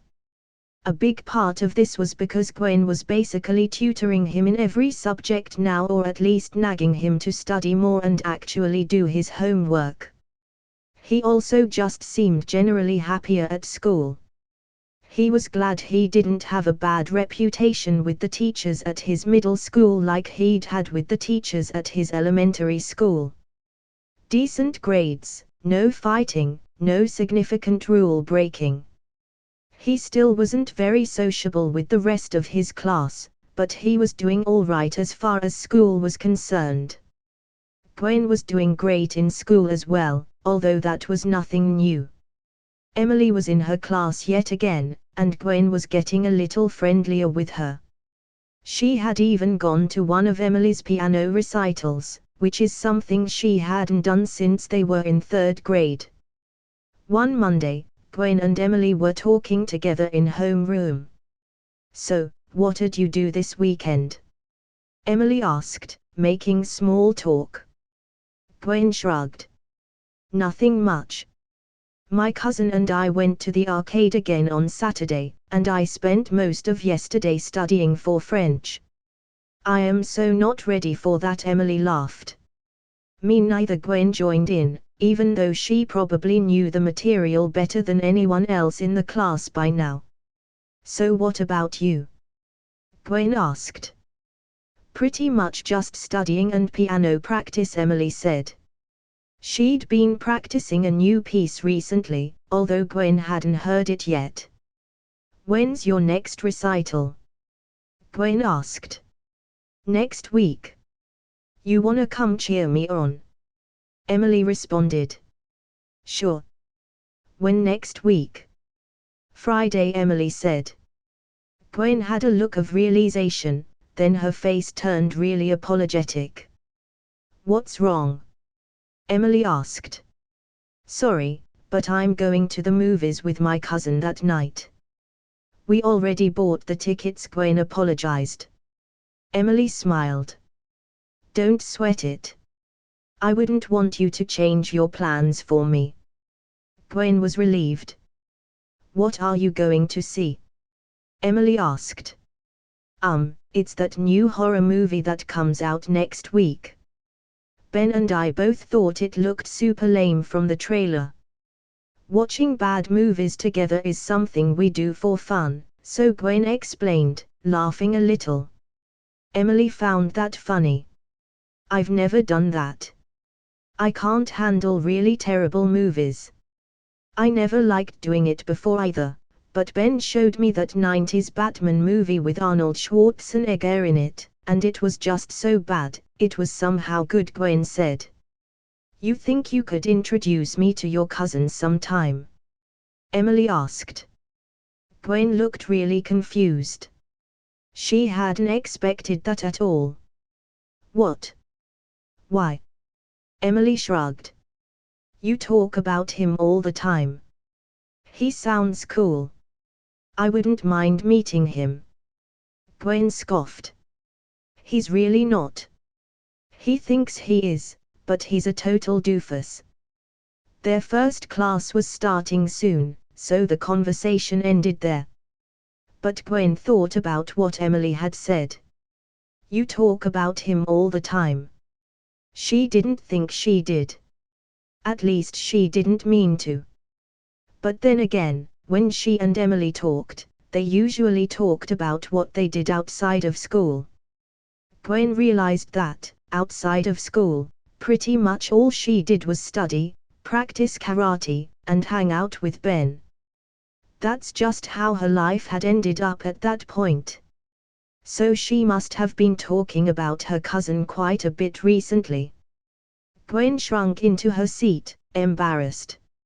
I must sound like an idiot talking about my cousin all the time like that. Ben scooped up another piece of his dinner with his fork and shoveled it into his mouth. He hadn't actually been downstairs to see which of his parents had cooked this meal, but he guessed it was his father. He took a moment to be thankful that his father never seemed to have inherited his grandfather's cooking skills. So, Ben, his mother began in between bites of her meal. Are you going trick-or-treating again this year? Duh, Ben said like it should be obvious. He wasn't sure how old was too old for trick-or-treating, but he estimated he had at least a few years left of it. He wasn't about to pass up an opportunity for tons of free candy if he could help it. Would you like to invite Gwen? Sandra asked. Ben nearly dropped his fork, barely managing to catch it but letting the food drop back to his plate. What are you talking about? He asked. His mother shrugged. I thought it might be fun to go trick-or-treating with your cousin, like you did when you were little. I did. Ben asked, unable to remember his early childhood clearly enough. Of course you did, his father confirmed. You even wore matching costumes. What? Ben was mortified. I'm sure we have pictures in some of our photo albums, Sandra said. I could show you if you really don't remember. No. Ben answered quickly. No, no, I don't need to see that. He couldn't tell whether his parents were teasing him on purpose or not, but they were doing a pretty good job of it regardless. So, how about it? Sandra asked again. Ben thought about it for a moment, twirling his food with his fork. He took a bite so he wouldn't have to talk until he finished chewing. Fine, Ben said. But I'm not sharing my candy. Great. Sandra said. Would you like me to ask her father for you? No, Ben said.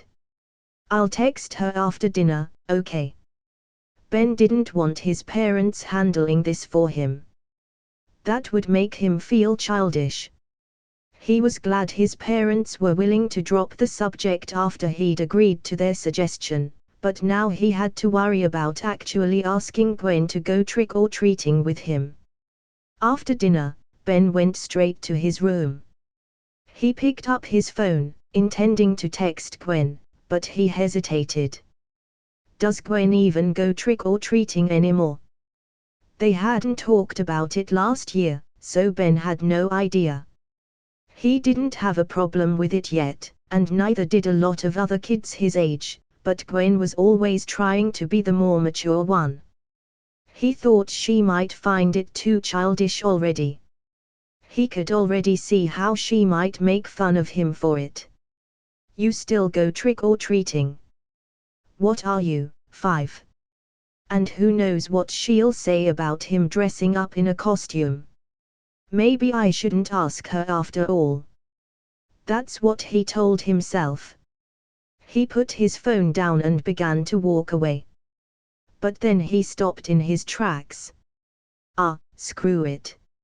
Acting quickly before he changed his mind, Ben turned back around, grabbed his phone out of the charger, and typed out a message to Gwen. Acting on impulse like that was something Gwen often berated him for, but the truth is, it usually ended up working out for him. It just wasn't his style to listen to that nagging, doubtful voice in his head telling him that this was a bad idea, and he'd done that all too often last year when it came to Gwen.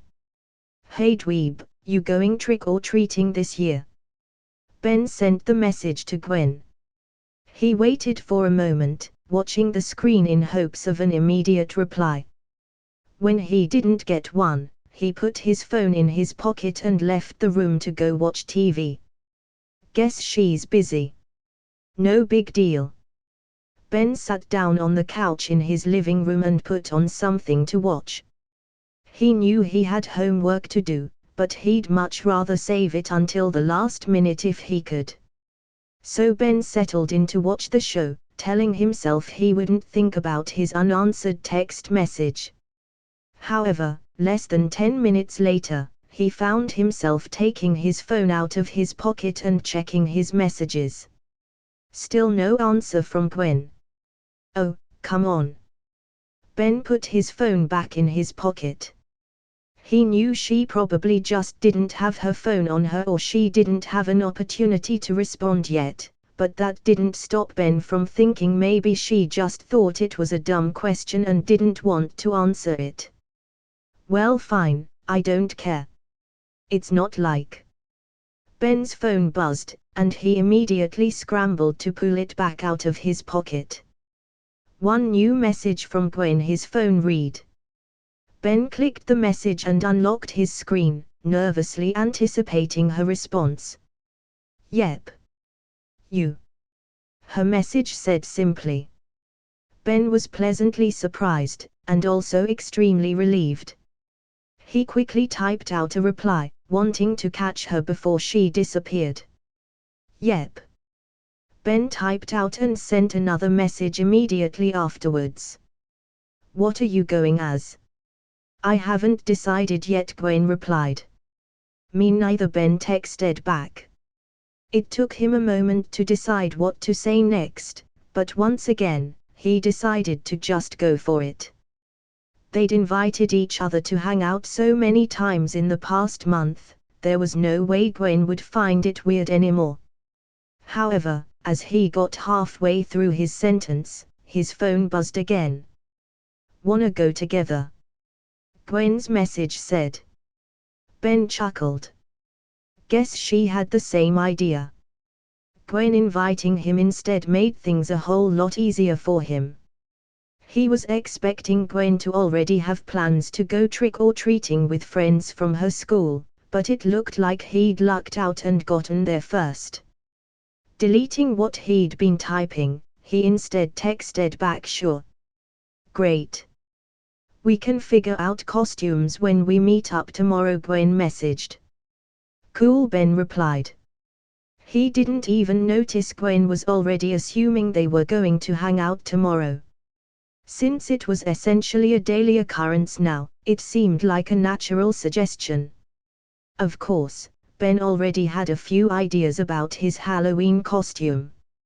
He lifted his arm and began scrolling through the aliens in his Omnitrix.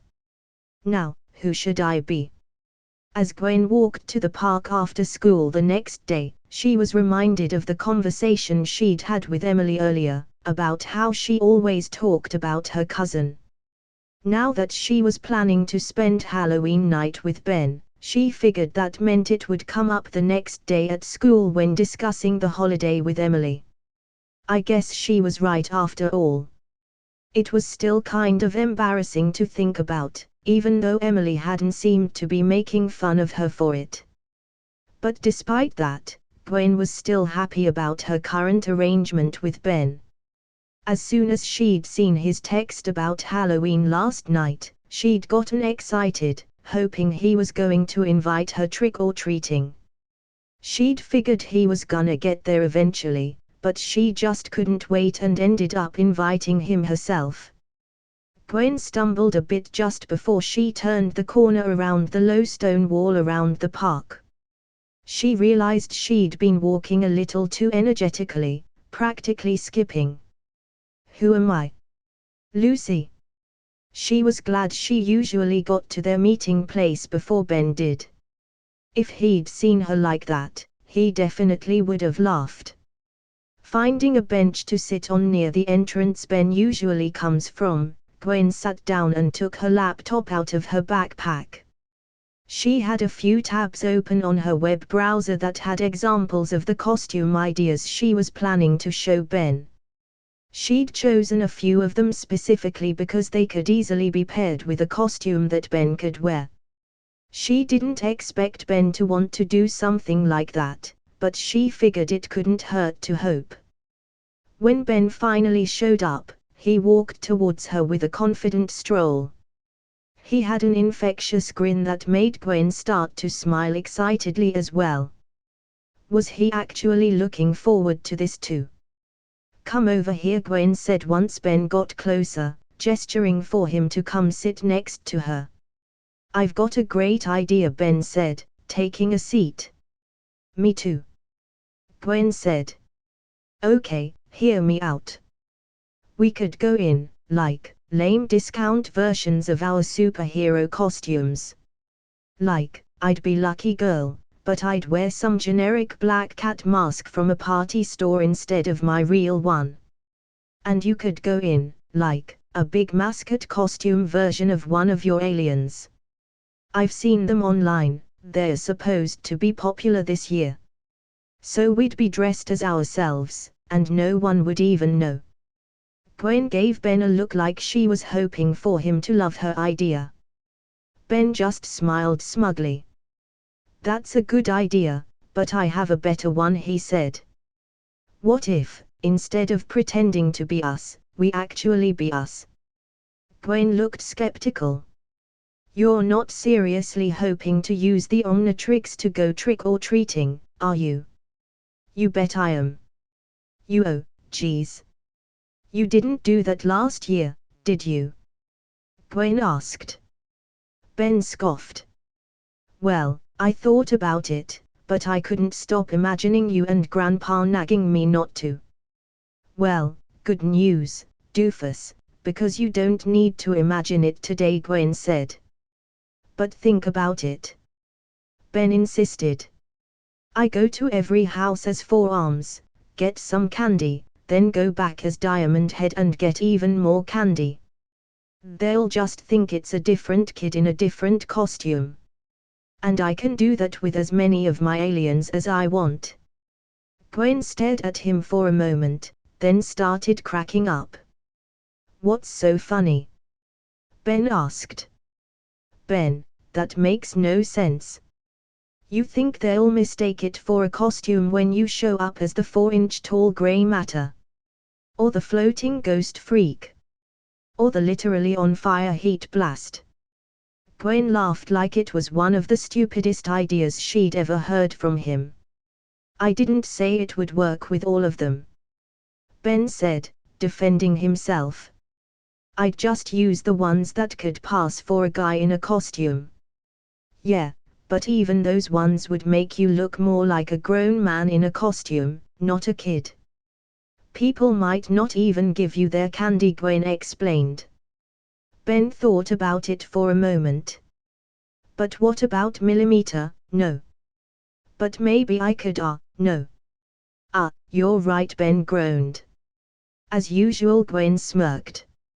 As Ben flipped through his Omnitrix looking for an alien that might work, Gwen slipped her laptop back into her bag. Come on, she said, standing up. Let's go to my house. I have some more ideas. We can brainstorm together. Ben sighed, still disappointed in his idea being shot down. Oh, all right. He stood up and followed Gwen out of the park. So what else were you thinking? How about Misty and Ash? Gwen suggested. You kidding me? I don't wanna be Ash. Ash sucks, Ben said, shooting the idea down.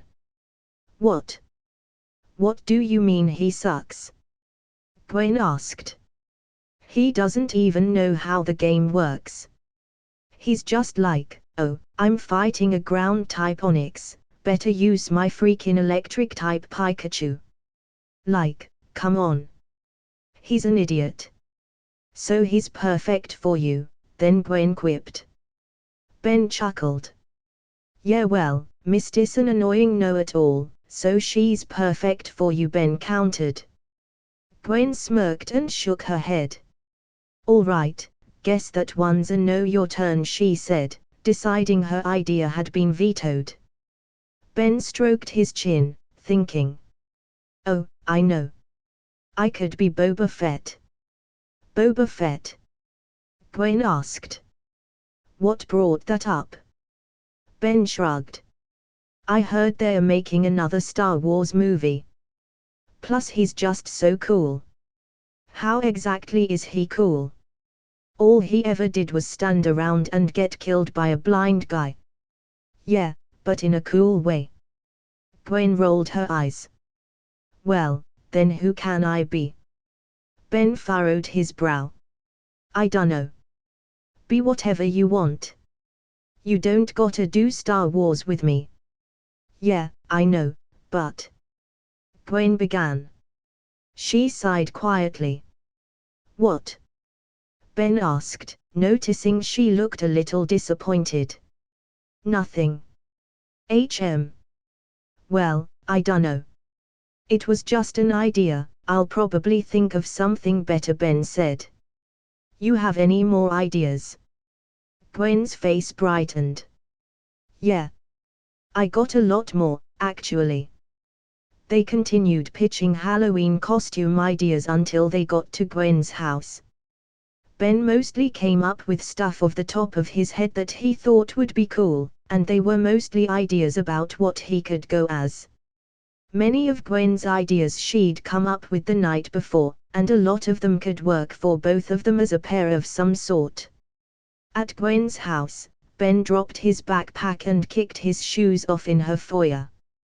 He stretched, letting out a yawn as he walked carelessly into the living room.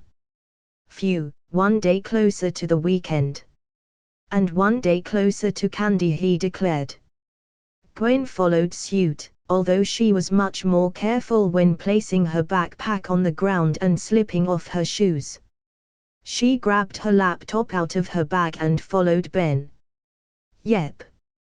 One day closer to a lot of things. So, should we decide from what are you doing? As Gwen walked into the living room, she saw Ben messing with the Omnitrix. Hang on. I just remembered something, he said, like he had an idea.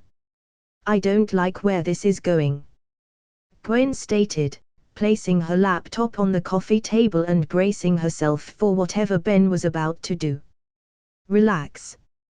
Your parents aren't home yet, Ben said, knowing her and her family's basic schedules by now. Got it. Ben landed on the alien he'd been looking for, and without a second's hesitation, he hit the button. Ben, don't. Gwen shielded her eyes from the flash of light. When she opened them again, there was a little, black and white alien standing triumphantly in her living room. Hey, Ben, why? Gwen asked, a bit confused about why he'd suddenly decided to transform into Ditto, and more than a little annoyed by it as well. Isn't that obvious? Ditto said. Suddenly, a second Ditto leapt out of the first one. It's the perfect costume, the second one declared. A third one split off from him. It's the right shape to be mistaken for a human Ditto, 3 explained. The right size to be mistaken for a child Ditto, 1 joined in.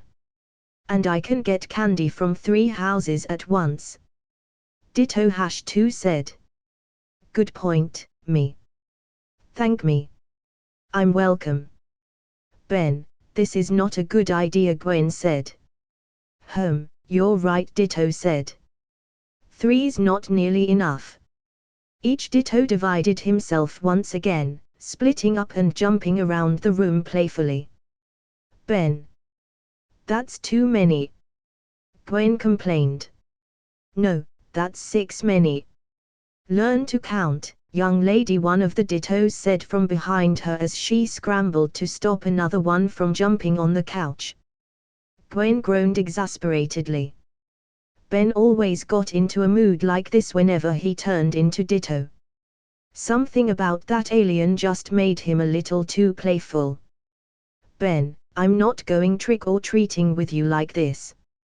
Pull yourself together right now, or I'm going with my friend Emily instead. Emily? That the one who plays the trombone? One of the Dittos said. Several of the others mimed the action of playing a brass instrument while poorly imitating the sounds it would make.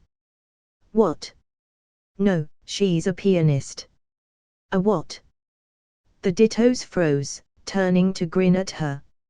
A pianist, Gwen repeated. The Ditto in front of her turned his head like he was looking at a camera and blew a kiss to an imaginary audience. Good night, everybody. Gwen glared at him. Raising her arms, every Ditto in the room became trapped in a blue aura. Pulling her arms in, she telekinetically threw them all into the center of the room, where they ended up piled on top of each other. All of you. Fuse. Now, she demanded. The Dittos collectively signed, but acquiesced, recombining with each other until only one remained. Ben, I'm sorry, Gwen spoke. But you can't use the Omnitrix for fun like that. Grandpa wouldn't like it. Yeah, I know. I won't, he said. You have to swear. Well, I would, but isn't that kinda crude? Ben. All right, I swear. Ditto tapped the Omnitrix on his forehead and transformed back into Ben. He stood there, holding up his hands and giving Gwen an apologetic look. I was just messing around. It's fine. No big deal, Gwen said. So, we're still going together, right? On Halloween? Ben asked cautiously. Why, yeah. Of course, yeah. Emily doesn't like trick-or-treating anyway. Ben nodded. Then he smiled. All right, so what costumes should we get? Gwen was relieved. She grabbed her laptop and sat down on the couch, tapping the cushion beside her to invite Ben to sit with her. Well, I think our best ideas were. In the end, they went with Gwen's original idea. Since her real lucky girl costume had only been hobbled together in the first place, it wasn't difficult to make a cheap imitation of it without using the real one. All throughout the night, she had people complimenting her on her costume and telling her how she looked just like the real one. She and Ben had some good laughs about that. Ben's costume was even more shoddily made, although it was less intentional on his part than it was with Gwen. He'd ordered a big four-arms mascot head online, along with a big red six-pack muscle suit. 2 fake arms with boxing gloves on the ends of them were stuck onto his sides, and he spent the whole night doing terrible impressions of Four-Arms' voice.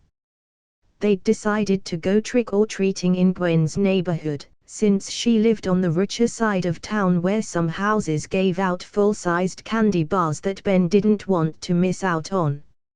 And after hitting every house they could, they headed back to Gwen's house, each carrying a good haul of candy. "I'll trade you a Milky Way for a Snickers," Ben offered, pulling a handful of candy out of his bag. Gwen shrugged. "Deal." They each took their candy and peeled off the wrappers, dropping them onto the ever-growing pile on the couch between them. "That's clearly ketchup," Ben said, pointing at the TV which was currently showing a cheesy 80s horror film. Gwen laughed. "Still better than the tomato soup in the last one." She ate another piece of candy, her mask lying on the coffee table. She looked over at Ben, whose eyes were fixed on the screen as he chewed something crunchy. He had removed the head of his costume, while the rest of the costume forced him to sit a little stiffly. Gwen chuckled at the sight of him. "This is good." Gwen had a nice feeling inside her. This had been the best Halloween she'd had since she was little. And she knew exactly why. "Thanks, Ben." November, Year 2. Gwen's realization about how much time she was spending with Ben hadn't made her want to spend any less time with him, she was just more aware of it. She'd always been aware that they'd been spending a lot of time together so far this year anyway. In fact, she'd intended for that to happen from the start. The part that was shocking to her was how Ben had become such a huge part of her life. Of course, even that was a very delayed reaction on her part. Ben had become a huge part of her life more than a year ago. But now, he was more than just part of her secret double life that she lived during the summer. He had spilled over back into her normal life. But still yet another realization came to her one day in November. She and Ben were walking to her house. They had met up at the park after school like they often did. Nothing special was happening, they were just talking about their day, joking around, and deciding what they were going to do for fun now that they had some free time. That's when it hit her. "Are Ben and I friends?" Most people don't think of their cousins as their friends, especially when those cousins are annoying as Ben. However, on some level, Gwen knew Ben was important to her. They'd risked their lives to save each other countless times, and right now they were the only people keeping one another sane during the school year. But right now, they weren't saving each other's lives or fighting aliens together. They were just hanging out. Visiting each other after school, joking around, playing games, talking. Things they did together all the time now. Things friends did. "Gwen?" Ben asked. "Huh?" Gwen snapped out of her daze. Ben had noticed the odd look on her face, like she was deep in thought, sort of confused, and maybe a bit worried. "Just making sure you were still on Earth," Ben said. "Whatever, doofus." They arrived at Gwen's house. She unlocked the front door and stepped inside, holding the door open for Ben. He walked right in like it was nothing. He was so comfortable being at her house now, which was a huge contrast to the way he'd acted the first time she'd ever invited him over. I don't think we were friends then. She looked at Ben.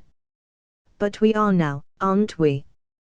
Ben gave her a weird look, and Gwen realized she'd been smiling at him. Come on, doofus, she said, leading him to the game room. Time for me to kick your butt in sumo slammers again. Ooh. Ooh. Do we get to wear those funny hats with the belt buckles on 'em? Joel laughed. No, Lucy. Those are a little out of fashion nowadays. Oh, man. Lucy rocked back and forth excitedly in the back seat of Joel's car. What's turkey taste like, anyway? Chicken. 'Cause a lot of things taste like chicken. I think it tastes more like pork, actually, Camille answered. Ooh. Lucy leaned forward suddenly, popping her head up front. Why'd the Pilgrims eat turkey at the first Thanksgiving? They didn't, Joel said. What? What did they have then? Lucy asked. I forget. I think it was duck or something, Joel answered. Then why do we eat turkey on Thanksgiving? Joel shrugged. Earth traditions don't always make a whole lot of sense. Also, people eat ducks. But they're so cute. Sit back in your seat please, sweetie, Camille told her. Yes sir, Lucy said, saluting before leaning back into her seat. She went back to rhythmically rocking back and forth excitedly. Why didn't we have Thanksgiving with everyone else last year? She asked. Camille turned to Joel, silently requesting an answer as well. Joel noticed. Well, most of them still don't know about aliens. I still wasn't sure if we should risk them finding out. But hey, Christmas worked out okay, so it should be all right, he explained. Lucy nodded her agreement. Just make sure I get to see Ben and Gwen whenever we get the chance from now on, Kay. Big fan of the little heroes who saved our wedding, huh? Camille asked, turning to smile at Lucy in the back seat. Of course. They're, like, my favorite people ever. Lucy said. Besides us, right? Joel asked. Lucy drew out her hesitation exaggeratedly. And didn't you say the ice cream man was your favorite person ever yesterday? Camille asked. Lucy giggled. I've got a lot of favorite people. After a few more minutes of random questions from Lucy, Ben's house came into view. Lucy let out an excited little squeal and pulled her seat belt off, eager to get outside. Wait until we're parked, Lucy, Camille reminded her as they pulled into the driveway. Bah, you're no fun, Lucy said. As soon as they came to a complete stop, she opened the door, got out of the car, and skipped up the walkway to the house. Ding dong, ding dong, ding dong, she said out loud, pressing the doorbell rapidly. The door opened. Ben stood there, and he smiled when he saw who it was. I knew it was why. Ben. Lucy lunged forward, trapping him in one of her usual overly-friendly hugs. Happy Thanksgiving.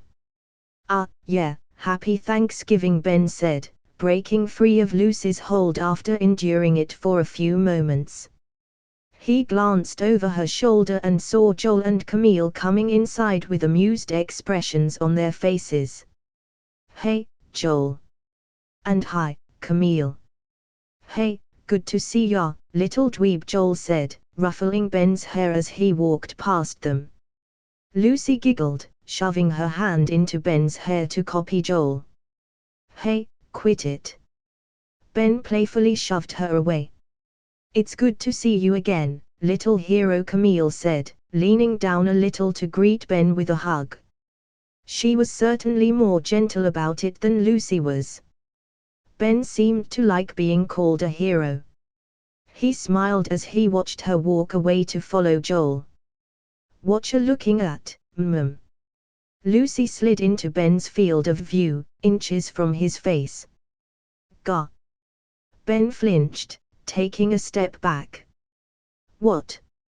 He, "Oh, nothing," Lucy said with a mischievous look on her face. "Just try not to make your cousin jealous with the way you look at my cousin." "What?" "Ooh. Speaking of, where's Gwen?" Lucy asked, ignoring Ben's shock. Her eyes darted around the rooms that were visible from the foyer. She spotted Gwen greeting Camille and Joel near the kitchen. She grinned excitedly and skipped over to her. Just as Camille and Joel were walking away from Gwen, Lucy jumped in front of her. "Boo!" she shouted, leaning her head close to Gwen's. "Whoa!" Gwen jumped back, taken by surprise. "Ha ha!" Lucy said triumphantly. "Surprised to see me?" "Well, no," Gwen said. "You texted me last night and told me you were coming, remember?" Nope." Lucy went in for her customary hug, squeezing Gwen tightly. "Oh, I haven't seen you in so long," Lucy said. "How have you been?" "I'll be better once I can breathe again," Gwen said.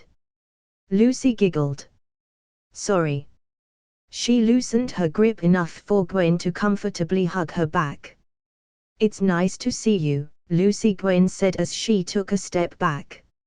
"How's, She looked around to make sure no one was nearby. "How's life on Earth?"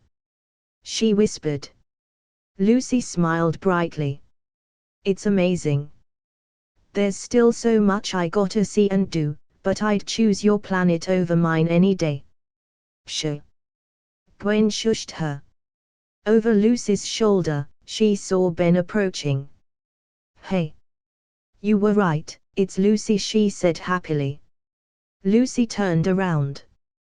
Ben looked past them into the kitchen. "Yep. Hey, we probably still got a few minutes before dinner," he said.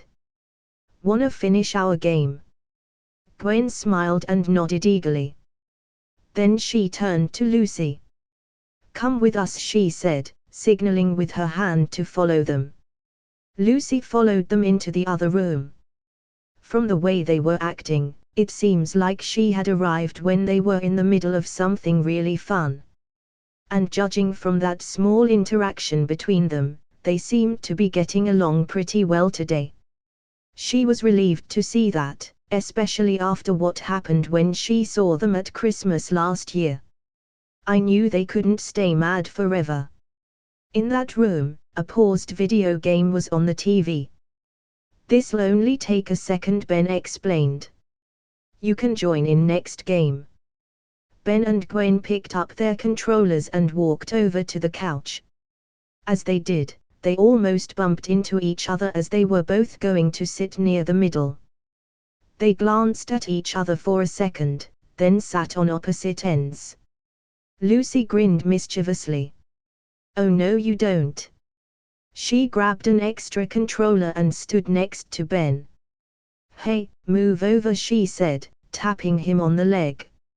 He hesitated for a moment, then slid over to the middle of the couch next to Gwen.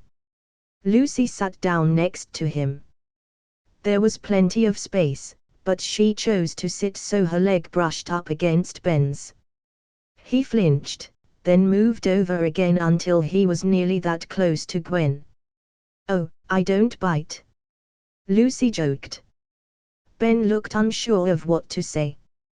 Gwen cleared her throat. "I'm unpausing now," she said. Lucy leaned back comfortably in her seat and watched the two of them play. They were immediately into it, mashing their controllers and trying their best to beat each other. Lucy decided to act as their cheering section, egging them both on. After the round was over, Lucy joined in and they had a 3-player game. Lucy had no idea how to play, but she didn't care. It was fun just to play with them. Throughout the game, Lucy would glance over at Ben and Gwen. While they'd initially seemed a bit uncomfortable sitting as close as she'd forced them to, they eventually closed the gap even further until they were actually leaning on each other while they continued to play. And even though they were tossing insults at each other during the game, they never looked even the least bit angry. They are just so cute. Lucy couldn't keep herself from giggling.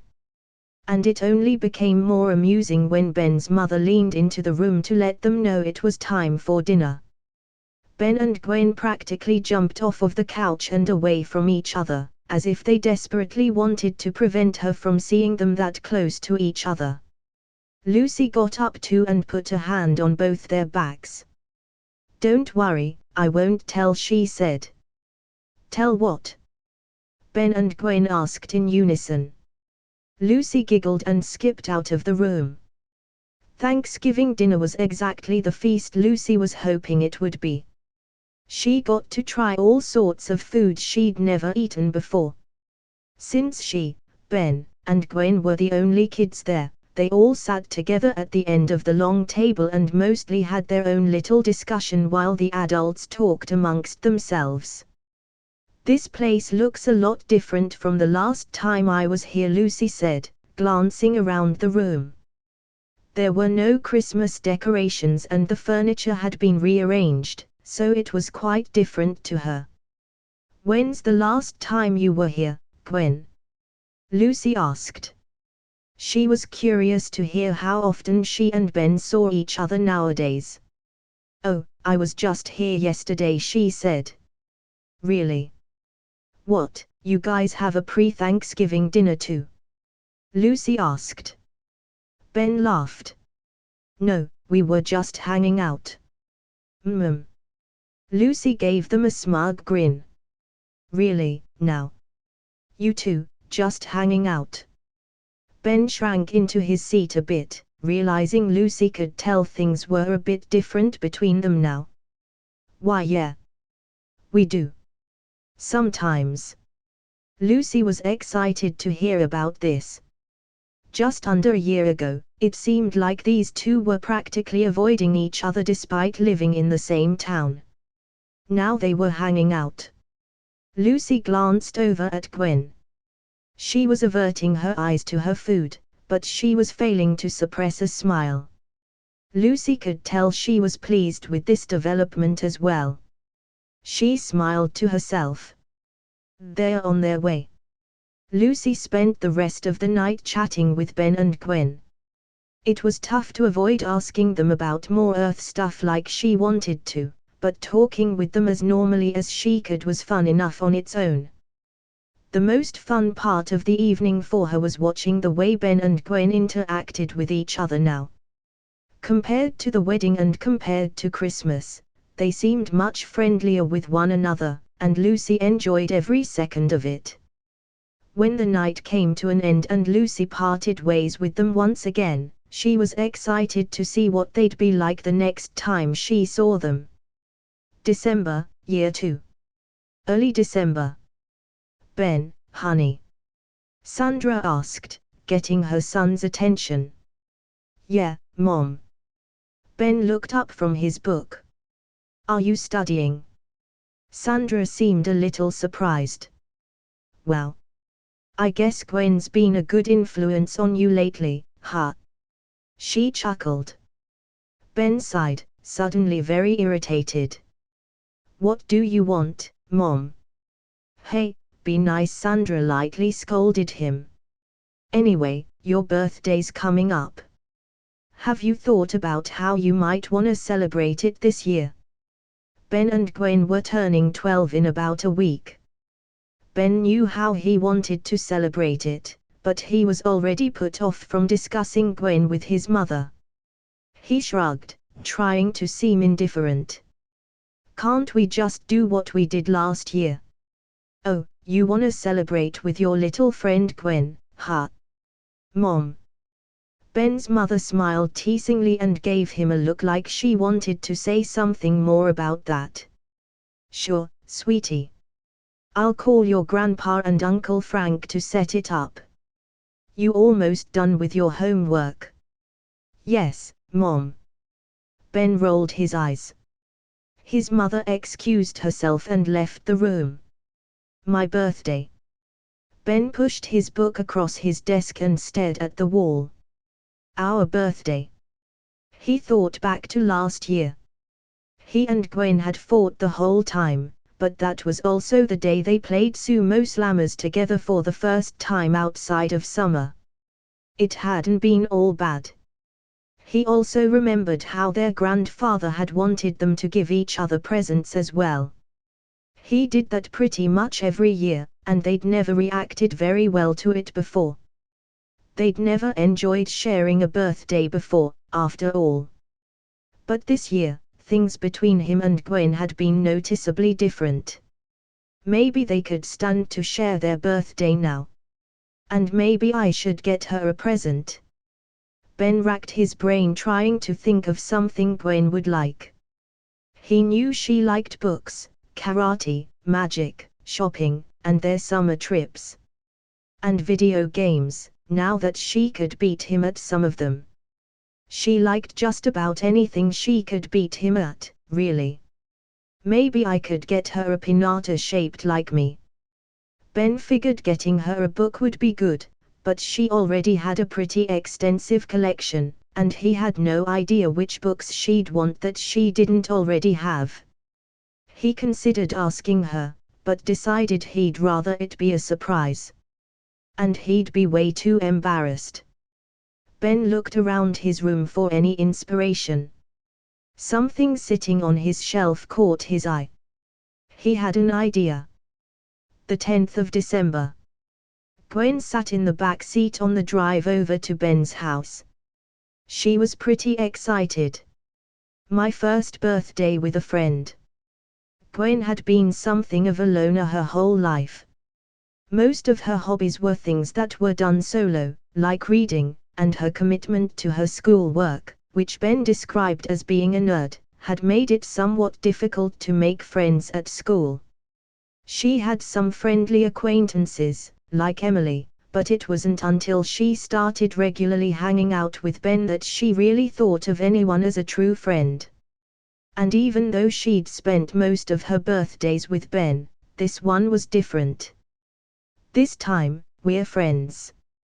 However, Gwen tried not to show her excitement. Like Ben, she still wasn't quite ready to admit to her parents that she and Ben had become friends. She hadn't even said it out loud to Ben yet. If she weren't trying to hide it, she would have been bouncing in her seat like an excited Lucy. Instead, she lazily leaned on the door and looked out the window, trying not to grin too much. When they arrived at Ben's house, she got out of the car and raced to Ben's front door. She realized too late just how eager she must have looked, but she hoped her parents would just write it off as her being excited to see her grandfather or something. Luckily, after she knocked on the door, it was Max who answered. Ah, Gwen. Welcome. And happy birthday. Gwen smiled warmly, happy to see him. Thanks. It's great to see you, Grandpa.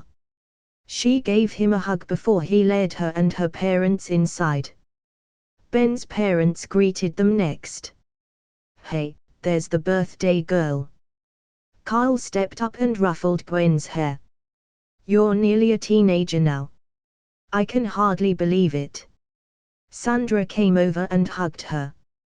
Gwen chuckled. Thanks, Uncle Carl, Aunt Sandra. Then Ben came into the room. Happy birthday, young man. Frank gave Ben a firm pat on the shoulder. And thank you for inviting us.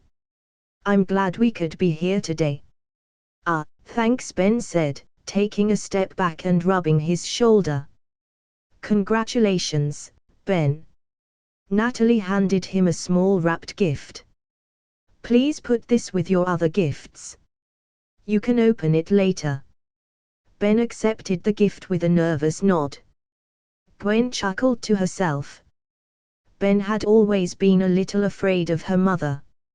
He once said she reminded him of a vampire. Ben glanced over at Gwen, so she shot him a smile. He gave her a look and opened his mouth like he wanted to say something, but he stopped himself and walked away. Gwen scrunched up her face in confusion. He seemed nervous. It had been a long time since he acted like that around her. Must be because our parents are here. Just like last year, those in attendance included only Ben, Gwen, Carl, Sandra, Frank, Natalie, and Maximum. But unlike last year, when Ben's parents led everyone into the dining room for dinner, Gwen immediately went to sit down next to Ben instead of trying to sit as far away from him as possible. As everyone began to eat, the adults quickly began their own conversation.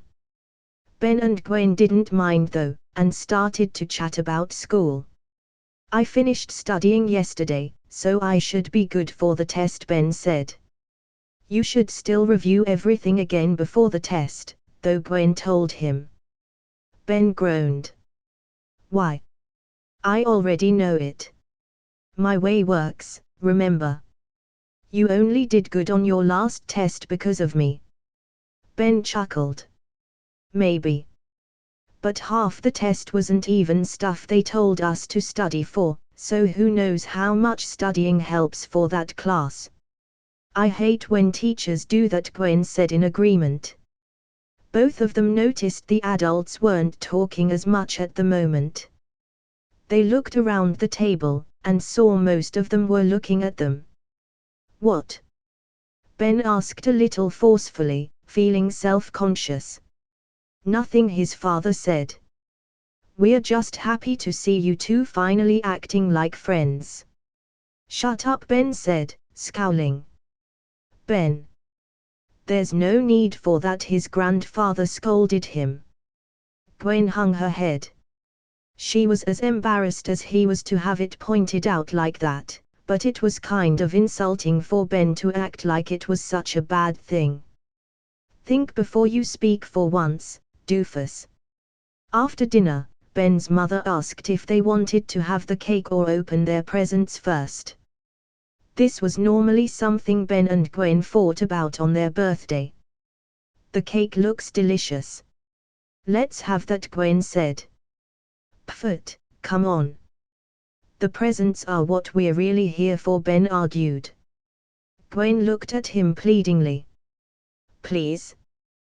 The cake really did look extremely appetizing to her. Ben looked at her for a second.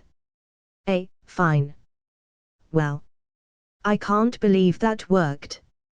A few of the adults snickered a little at that exchange.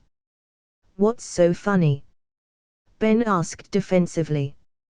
Ben, come on, Gwen said quietly, putting her hand on his shoulder in an attempt to tell him to relax. Ben dismissively swiped Gwen's hand off of him, but said nothing. He still looked a little ticked off. Sandra got up and brought the cake over to the table, placing it down in front of the two of them. She began lighting the candles while she and the other adults sang happy birthday. Ben buried his face in his hand, muttering for them to stop singing. Gwen also found it a little patronizing, but she laughed it off, enjoying Ben's reaction to it more than anything. Make a wish and blow out the candles, now their grandfather told them. Ben and Gwen looked at each other. There was a moment's hesitation, and then they nodded. Together, they blew out the candles, and everyone else clapped. Gwen turned to Ben again, but he was already reaching for a knife to cut the cake with. There's no chance we wished for the same thing, is there? Then came time for presents. The Tennyson family moved into the living room where the parents and Max had piled their gifts. Ben and Gwen sat across from each other on the floor. Gwen examined Ben and tried to read the expression on his face. Earlier, While they were eating cake, he seemed pretty happy. But now he seemed deep in thought, and maybe a little nervous.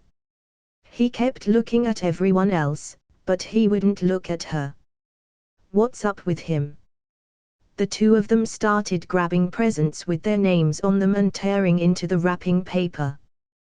They ended up getting the usual assortment of stuff. Books, clothes, games, some things they'd asked for, and some things they hadn't. The last present Ben opened was a new Kangaroo Commando game. Gwen didn't even know that show had a game series, but Ben seemed pretty excited about it. Awesome! Ben held up the game excitedly. Thanks, Mom.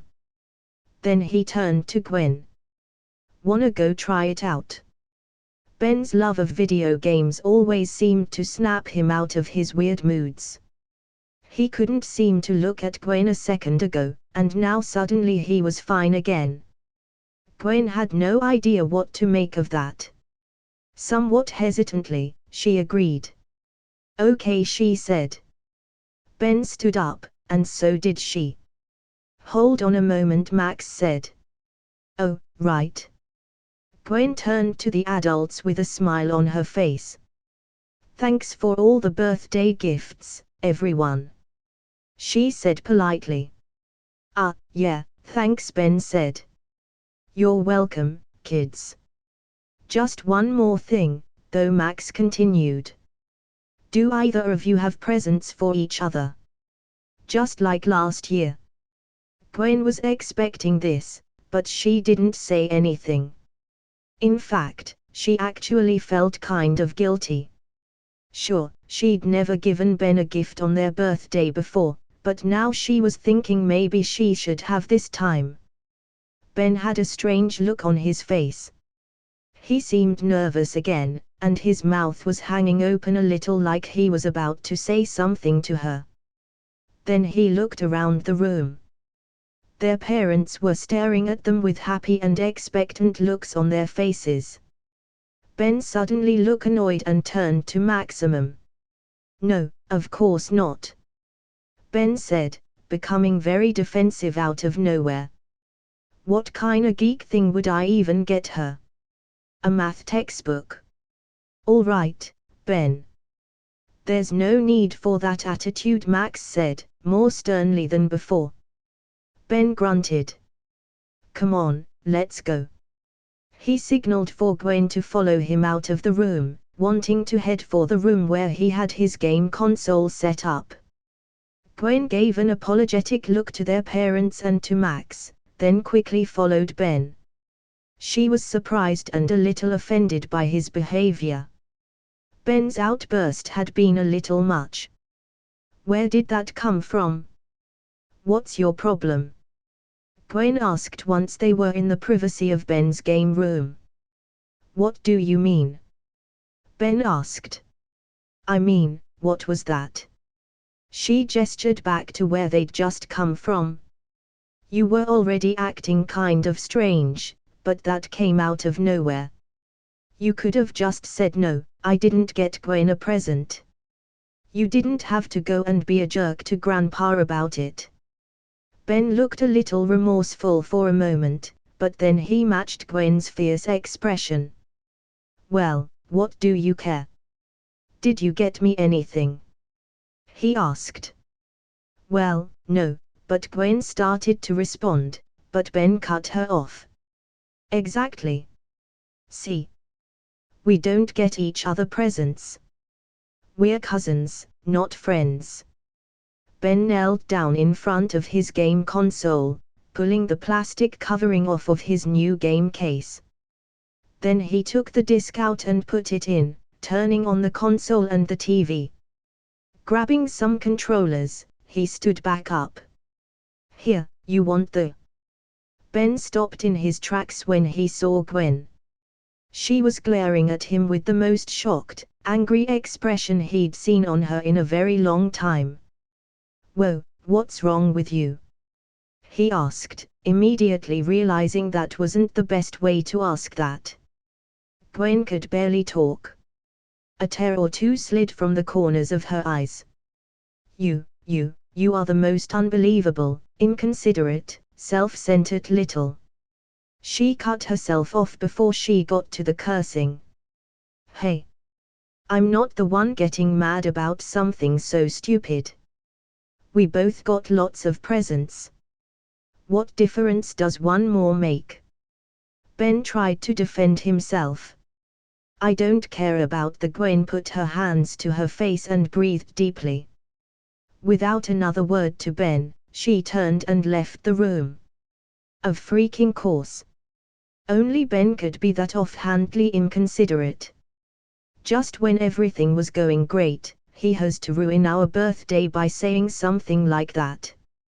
When she walked back into the living room, Max was talking with their parents. The look on her face told them all something was wrong. Gwen, what's the matter? Max asked, his concern immediately obvious. Ben's being a jerk again, she spat out. She turned to her parents. Can we go now? She asked. Gwen's mother rolled her eyes, like she knew this would happen. Gwen's father looked more concerned. Are you sure, honey? He asked. Yes, Gwen said flatly. The adults exchanged confused looks. Everything had seemed okay just a few minutes ago, so this came as a shock to them all. Well, okay. I guess it's getting late anyway, Frank said. Gwen and her parents gathered up her gifts and said goodbye to Max, Carl, and Sandra, and then they left. I think I should go talk to Ben, Max said to Ben's parents once the others had left. Carl sighed. No, it's all right, Dad. You know how they get. I'm sure they'll both be over it by tomorrow. Later that night, Ben sat on his bed. He held the present he was going to give to Gwen in his lap, staring at it. I should have just given it to her. He'd been scolding himself ever since Gwen left. He wasn't sure if Gwen could somehow tell he had a gift for her that he was refusing to give, but something had seriously upset her, and he had a feeling this had something to do with it. Why couldn't I just give it to her? He'd had every intention of giving Gwen a gift, right up until the actual day came around. He didn't know why, but he just froze up. Maybe it was too embarrassing or too awkward, or he thought she wouldn't like it, but he'd panicked. Ben put the gift down and lied back. She hates me now, he said out loud. He wasn't even sure what he'd done, but he knew he'd done something. At the time, she sounded like she was going to say it wasn't actually about the gift, which would have made sense since she hadn't gotten him anything either. He knew he'd acted like a jerk, but he did that all the time when they got together with their family. At least he thought he did. What did I do? He looked at the clock. Tomorrow was Saturday. He and Gwen didn't have any plans, but they usually met up at the park on weekends to spend the day together. Should I even go? Ben considered it. He didn't want to go for nothing. Of course I should. I gotta apologize. He rolled his eyes. Classic Gwen. I don't even know what I did and I still gotta say I'm sorry. Saturday. Ben sat on his usual park bench. It was around the time he usually met Gwen. He realized how weird it was that that was even a thing. They had never once officially decided that this was the designated meeting time and place, and yet it had become second nature to them both. Routine, even. And that might have been why it was so distressing when Gwen didn't show up. He waited there for an hour. He didn't want to leave because he kept telling himself she'd be there any second now, and he didn't want to text her either. To him, that would be like admitting defeat. If he was desperate enough to contact her first, it would show he missed her. Ben laid down on the bench. She's really not coming. He tried to think of how long it had been since they went a day without seeing each other. They spent every day together over the summer, and other than their first day back, they'd somehow managed to find at least an hour of time to spend together every day for the last 3 months, even if that meant just Skyping or texting. Ben tried to stop thinking about it. For some reason, even though it had been great spending so much time with her, it felt strange to think about it. Like he and Gwen were doing something weird by being so close. But he couldn't help it. He knew he must have screwed up big time for Gwen to be mad enough to not want to hang out like they usually did. Heck, even when he gave her a black eye that one time, she was still ready to hang out with him the very next day. Ben put his hands over his face. I really blew it this time. Gwen sat in her room staring at the clock. She couldn't decide what to do. She was still mad at Ben. She'd been so happy when she realized they'd become friends, and she finally knew what it was like to have a true friend after all this time. But all of that was ruined when Ben declared that they were, in fact, not friends. I knew this would happen. Things have been going too well for too long. It wasn't meant to last.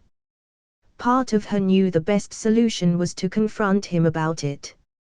She knew she could easily go meet Ben at the park, tell him why she's so pissed off, and sort it out from there. But she couldn't bring herself to face him right now. She told herself it was because she was mad, and she wanted him to stew in his guilt for a while. She could make him wait at the park for her, wondering if she'll even show up while he thinks about what he's done. But the truth was, she wasn't sure she could handle seeing him right now. She'd been biting back tears as she left his house yesterday. She couldn't remember the last time she'd felt this hurt by anything. If she tried to confront Ben now, she wasn't sure she'd be able to explain her situation to him without breaking down and crying. She definitely couldn't handle that. Crying in front of Ben would be the ultimate humiliation. I'll just make him wait a little bit longer. It was the 3rd time she'd told herself that. But eventually, she decided it was too late. Ben would be long gone by the time she got there. Whatever. Not like he even cares. The 25th of December. Is Gwen gonna be there? Ben asked. No, his father responded from the driver's seat. Sorry, Ben. She's visiting her mom's side of the family this year. Oh. Ben stared out the window. He hadn't seen Gwen since their birthday party 2 weeks ago. He'd been hoping the Christmas party would conveniently force them to see each other so they could start hanging out again, but it looked like things wouldn't work themselves out that easily after all. Since Joel was hosting their family's Christmas party this year, they were on their way to his house.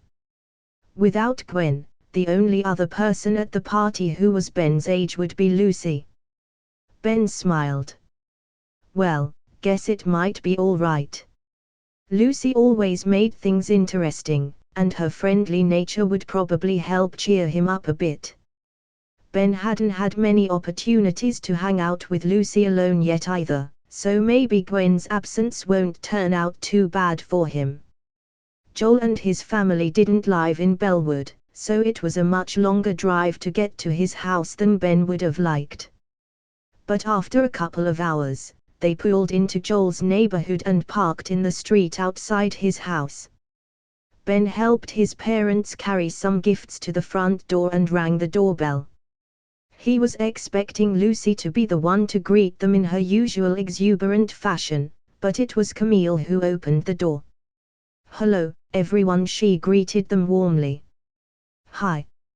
Sandra gave Camille a brief hug as she stepped inside. You look gorgeous. I love your dress. Camille was wearing a blue dress that Ben thought seemed too fancy for just a family gathering like this, especially considering his parents weren't dressed much less casually than they usually were. He was glad all they made him do was put on a slightly nicer shirt. "Thank you. You all look nice as well," Camille said. "Here, let me give you a hand with those." She grabbed a few small boxes off the tops of the stacks Ben and Kyle were carrying. "You can put those down over here," she said, leading them over to the Christmas tree in the living room. Ben's parents walked away to go mingle with other members of their extended family who had gathered for the party. Camille placed her hands on Ben's shoulders. "You should go find my cousin, little hero," she said, speaking close to his ear so his parents wouldn't hear her nickname for him. "She's been dying to see you." "Ah, sure. Okay," he said with a smile, a little flustered. Camille chuckled good-naturedly, then walked away to rejoin the party. Ben kept looking at her for a moment. Seeing her in that dress reminded him of her and Joel's wedding when he first met them. When Ben went off to search for Lucy, it didn't take him long to find her. He could hear her laughter from 2 rooms away. Following her voice, he found her standing in front of a half-circle of their relatives who had gathered around to listen to her tell a funny story. Ben stood in the room's entryway and listened too. Trying to talk to her now would also get him the attention of all those other distant relatives, which is something he usually tried to avoid at family gatherings. Lucy didn't seem to mind it though. She was positively glowing as she ate up their attention. Ben noticed Lucy was also dressed kind of nice, wearing a dress very similar to Camille's. Is she trying to imitate her? Lucy seemed to somewhat look up to her older cousin, so it wouldn't be surprising. And she was a shapeshifter, after all.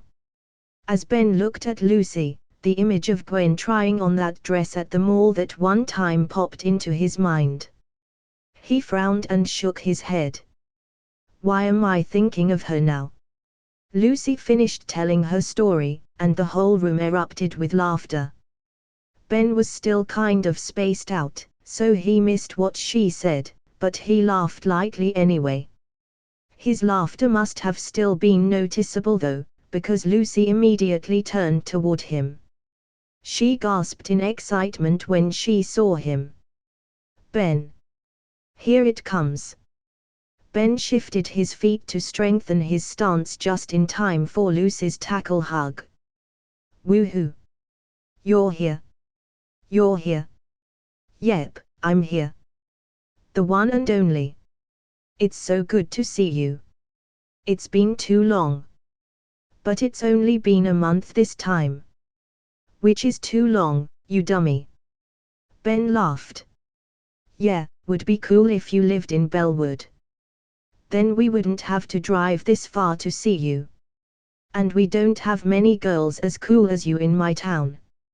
Lucy gave him a knowing smile. Well, you've got at least one. Yeah. Probably shouldn't mention she's mad at me right now. It's a shame she couldn't make it. But hey, Lucy wrapped both arms around Ben's arm. Gives us some time to be alone, huh? She said quietly, looking him in the eye and giving him a teasing smile. Ben started to panic a little. Yeah, real shame. Hey, you got any food? I'm starving. Lucy gasped like she just remembered something.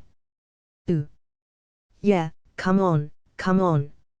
Lucy unceremoniously abandoned flirt mode and dragged Ben by the hand into the dining room.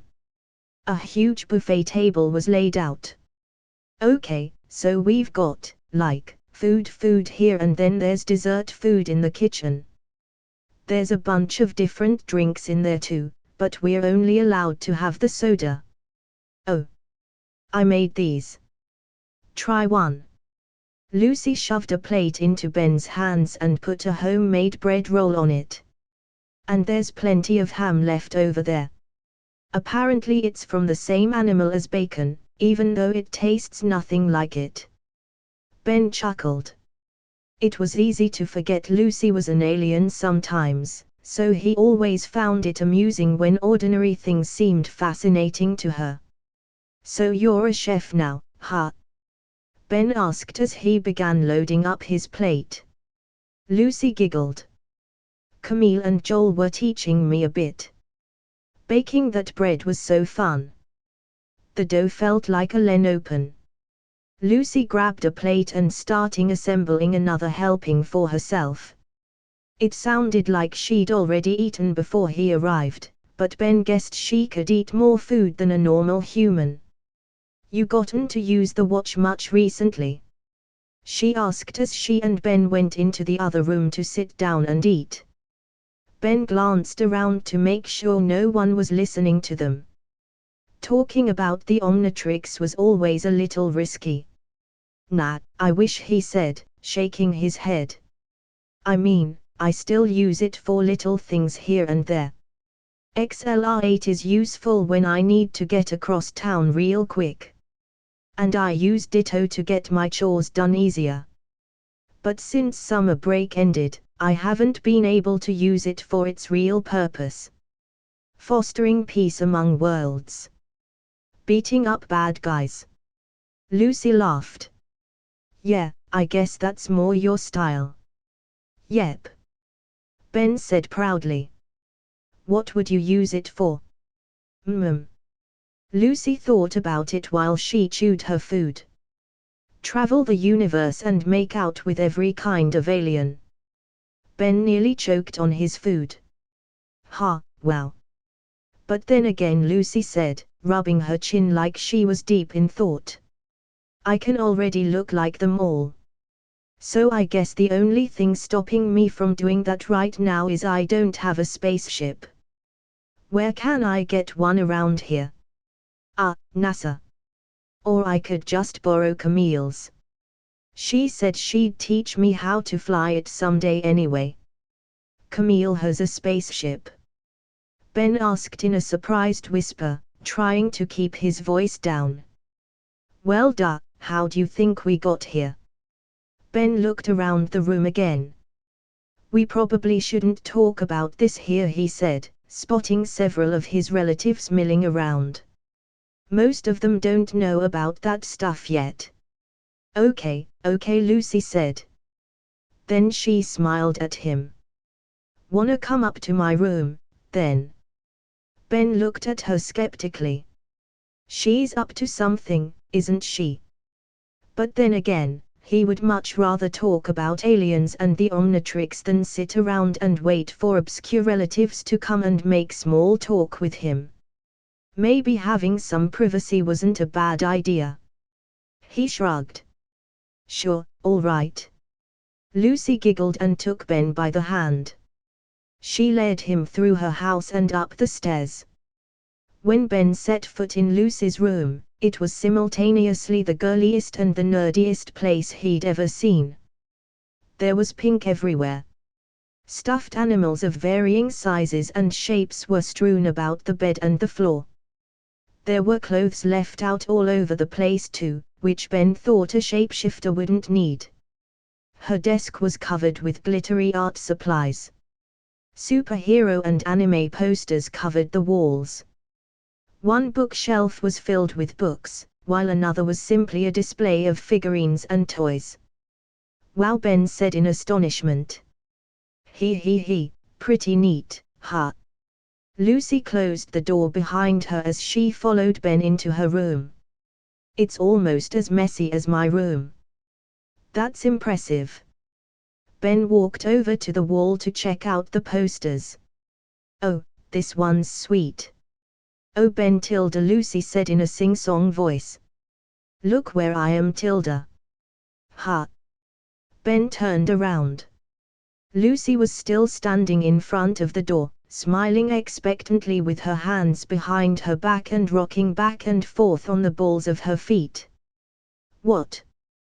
Ben asked. Lucy pointed upwards. There were green leaves of some kind with little red berries on them hanging above her doorway. Ben recognized it as a common Christmas ornament, but he still looked confused. "I'm standing under the mistletoe." Ben furrowed his brow. "Oh, is that what mistletoe is?" "I know, right?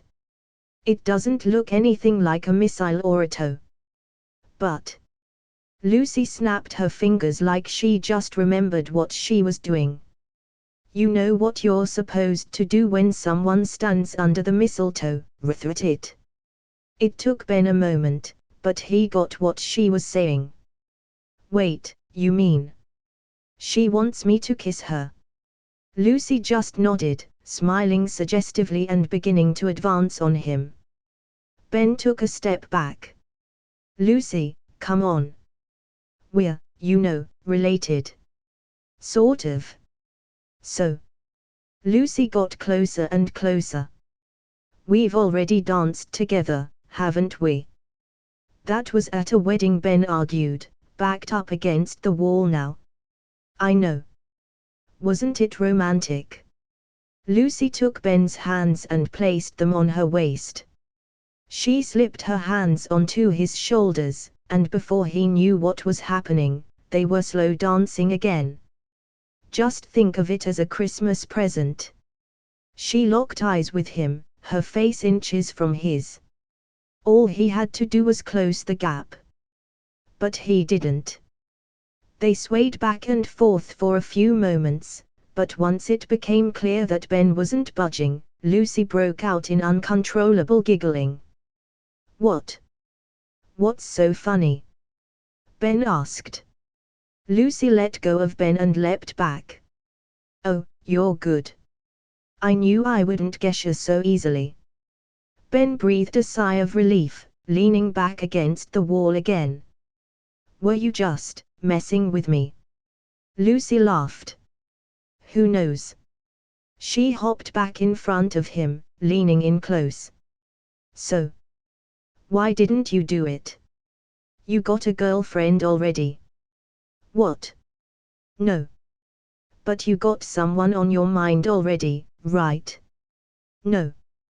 What are you even talking about?" Ben didn't particularly care for any of the girls at his school, not that he really talked to them. And he didn't expect to see Kai again anytime soon. Yeah you do." Lucy stepped back and twirled into the center of the room, finally giving Ben some personal space. "But that's okay, you don't have to say it." Ben didn't really know what was going on. Lucy could be even more confusing than Gwen sometimes. He stayed where he was, confused and trying to decide what to do. Lucy's playful expression faltered. She looked concerned now. "Sorry, was that not cool?" she asked, her voice more serious than Ben was used to. "I didn't mean to make things weird." No, it's fine," Ben said. He cleared his throat and stopped leaning on the wall. "It's just, you got me, He nervously laughed it off. "But hey, the next prank's gonna be on you. I'll get you back, just you wait," he declared. Lucy seemed relieved by that answer. "Good," she said brightly, her playful energy returning to her. "Bring it on." After the awkwardness of the situation wore off, Lucy gave Ben a tour of her room. Almost everything she owned seemed to have a little story behind it, including why she wanted it and how she got it.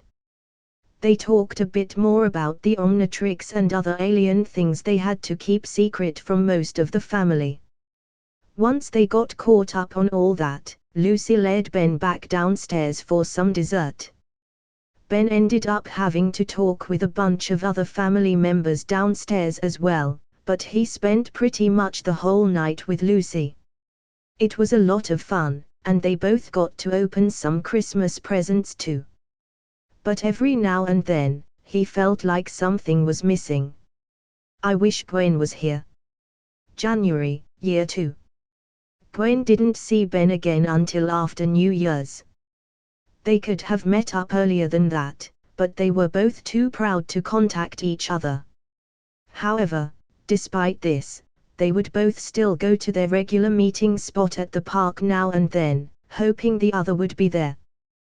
The problem was, they did it sporadically and never stuck around for very long, so it took a while for the two of them to happen to be there at the same time. On that day, Gwen got there first. She went to the park after school and waited for 20 minutes. Like usual, she felt stupid, and was right about to give up when she spotted Ben. He saw her too, and they made eye contact from really far away. Gwen hated it when that happened. For a moment, they just stared at each other. Each was surprised the other was actually there. In that moment of hesitation, Gwen was worried Ben would just walk away. But he didn't. He walked towards her and closed the distance between them until he was standing right in front of her. "Hey," Ben said. "Hey" was all Gwen could reply. There was an awkward pause. Gwen wasn't sure what to do. She thought about calmly explaining to him why she had gotten so upset with him on their birthday, and she also thought about hitting him with a blast of magic. Ben broke the silence first. "I was gonna go to Burger Shack. You wanna come?" Gwen was surprised. Ben seemed rather casual.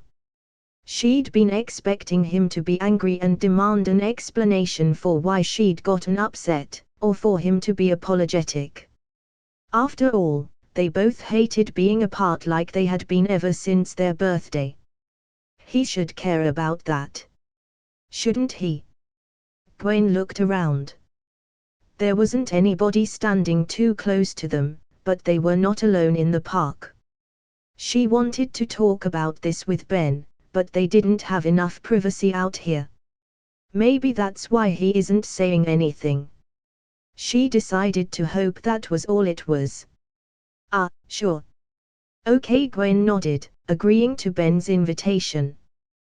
With any luck, if he still cared, he would bring it up later when they were alone. And so, they spent a good deal of their afternoon together. But as Gwen expected, Ben never questioned her about why she had gotten so upset on their birthday. They went about their business as usual, almost as if it hadn't been a month since they last hung out. But as they were hanging out, something just felt off to Gwen. Being with Ben just didn't feel the same as it did before. She couldn't quite put her finger on what it was until they were walking home, but that's when she realized something. They hadn't insulted each other all day. Usually when they hung out, they were full of clever jabs and witty insults, or at least as clever as 12-year-olds could be. Calling each other dweeb and doofus had been a regular thing before, and it even seemed kind of affectionate. But they didn't do any of that today. It was weird that the absence of something like that could seem like a bad thing, but to Gwen it did. Instead, they spoke more plainly to each other. They talked about school, they talked about what they'd been up to lately, they talked about which presents they liked and which ones were stuffed in the back of their closet already. They were catching up the way two cousins would, not the way two friends would. "But we're alone now.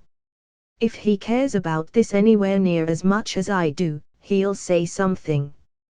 She wanted so badly to say something herself. If she did, it would surely force Ben to confront the issue.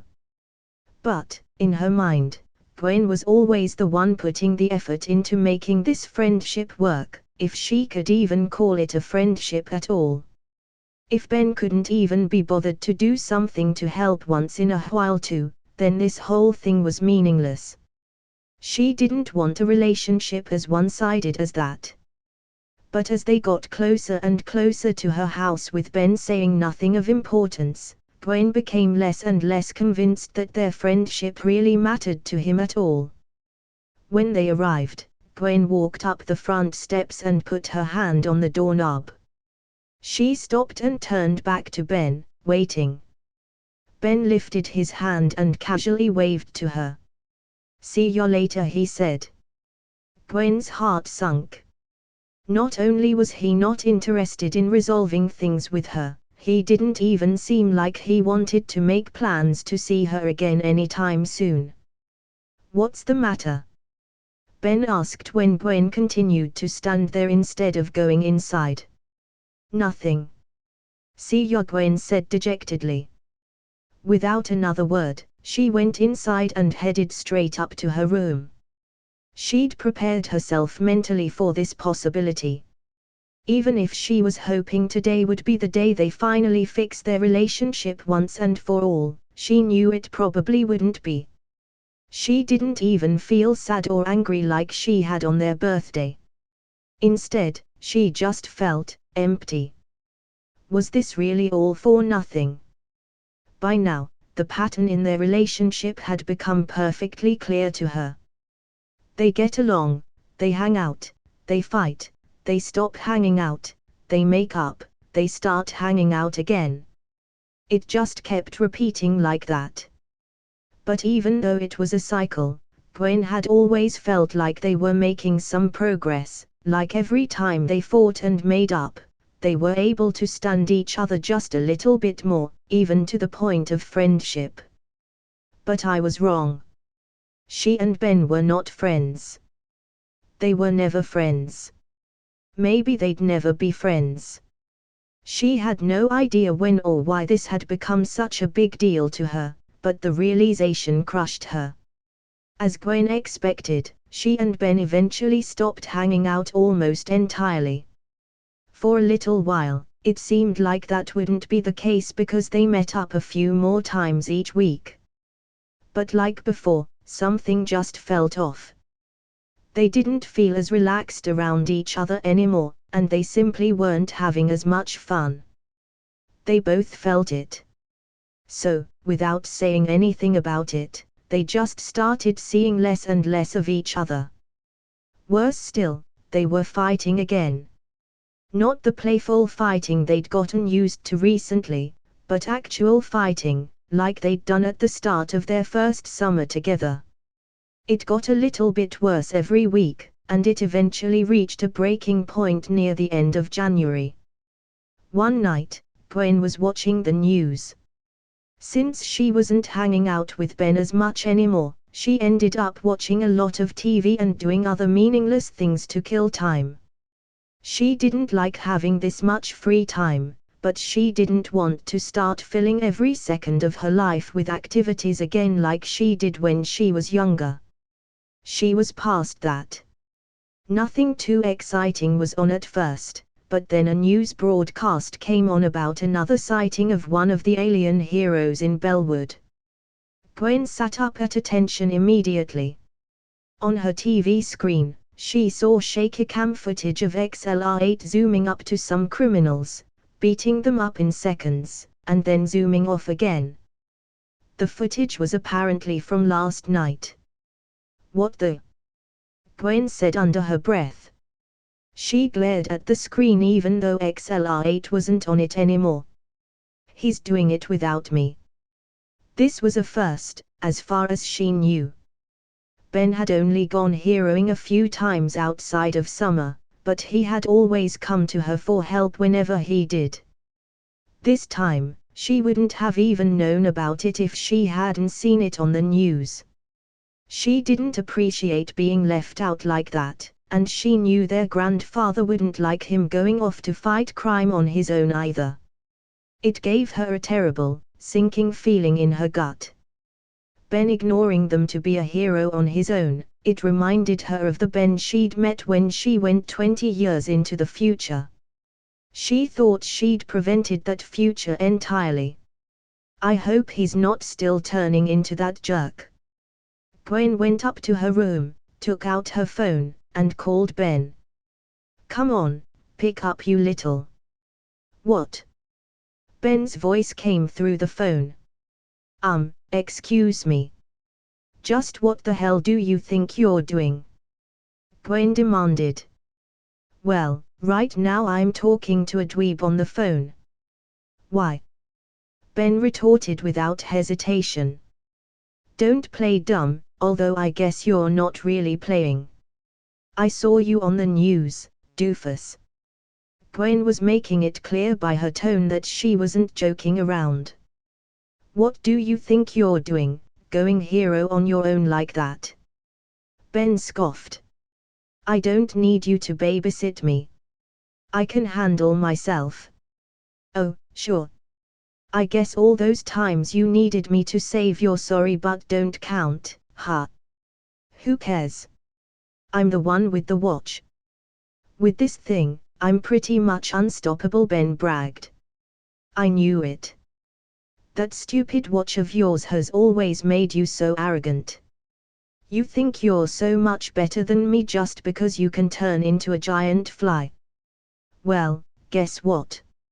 Next time you need help, don't come crying to me. Ben started to talk, but he was abruptly cut off by Gwen hanging up. She lifted her arm and was about to throw her phone at the wall, but she stopped herself. Instead, she dropped it onto the bed, then laid down and moaned.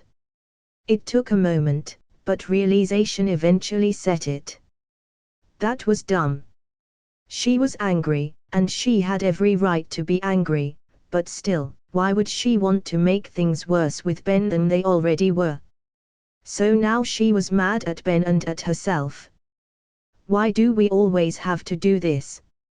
Ben didn't take that conversation much better than Gwen did. He'd actually been planning to do something productive tonight, but after Gwen hung up on him, all he could think about was her.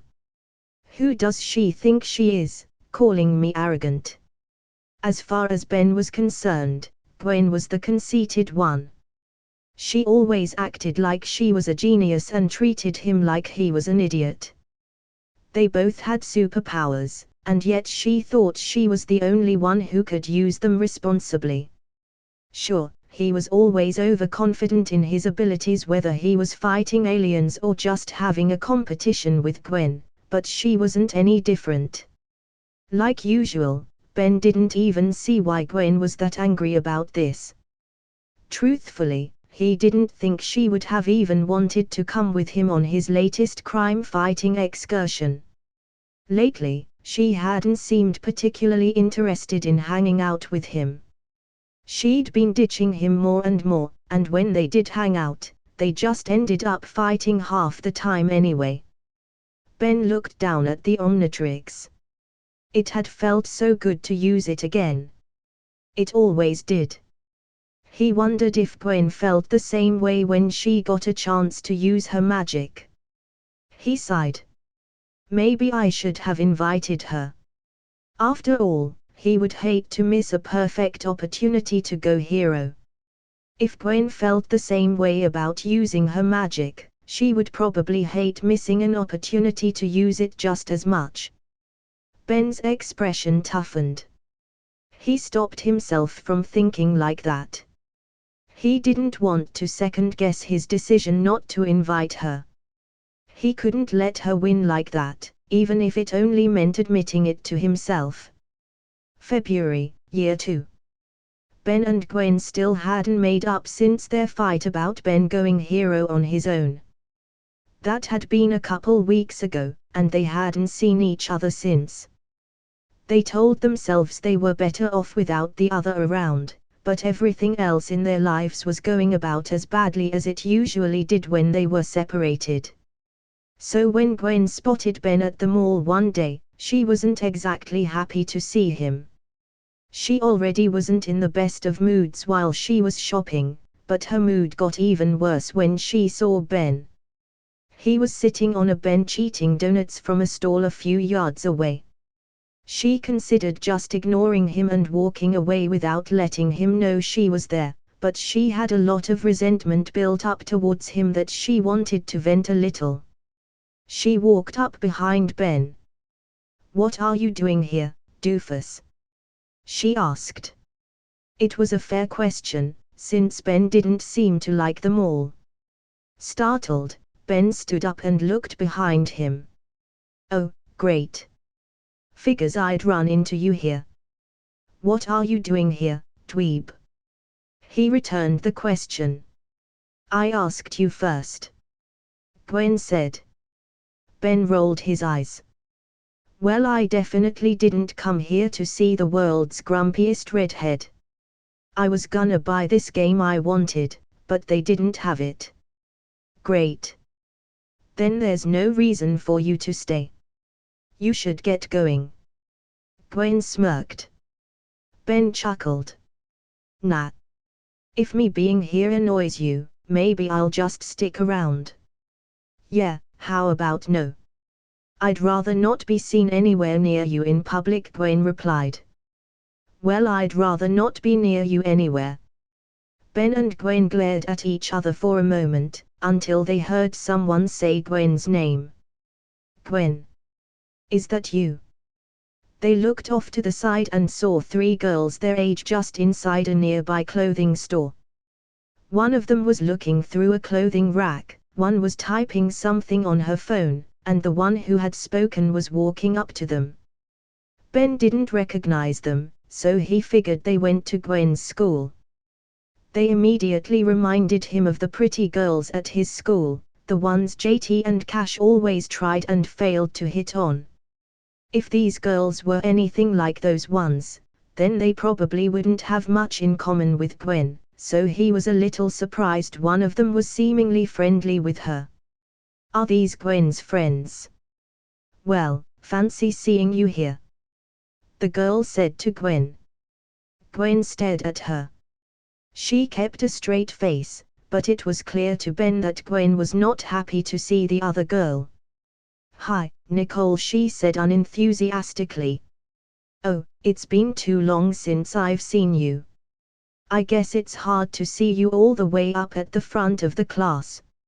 Nicole's voice was dripping with insincerity, and Ben suddenly realized why Gwen wasn't happy to see her. I don't sit in the front. And we're not even in the same class, Gwen replied coolly, trying to brush off the other girls' nonsensical insults. Hey girls, look. It's Gwen. Nicole said, completely ignoring Gwen's response and calling out to the other two girls still in the store. The girl on her phone glanced up for a second. Hey, she said without a hint of interest. The other girl combing through the clothing rack looked over and saw what was happening. She rolled her eyes and sighed. Nicole, don't be a bitch. She didn't seem surprised by her friend's behavior.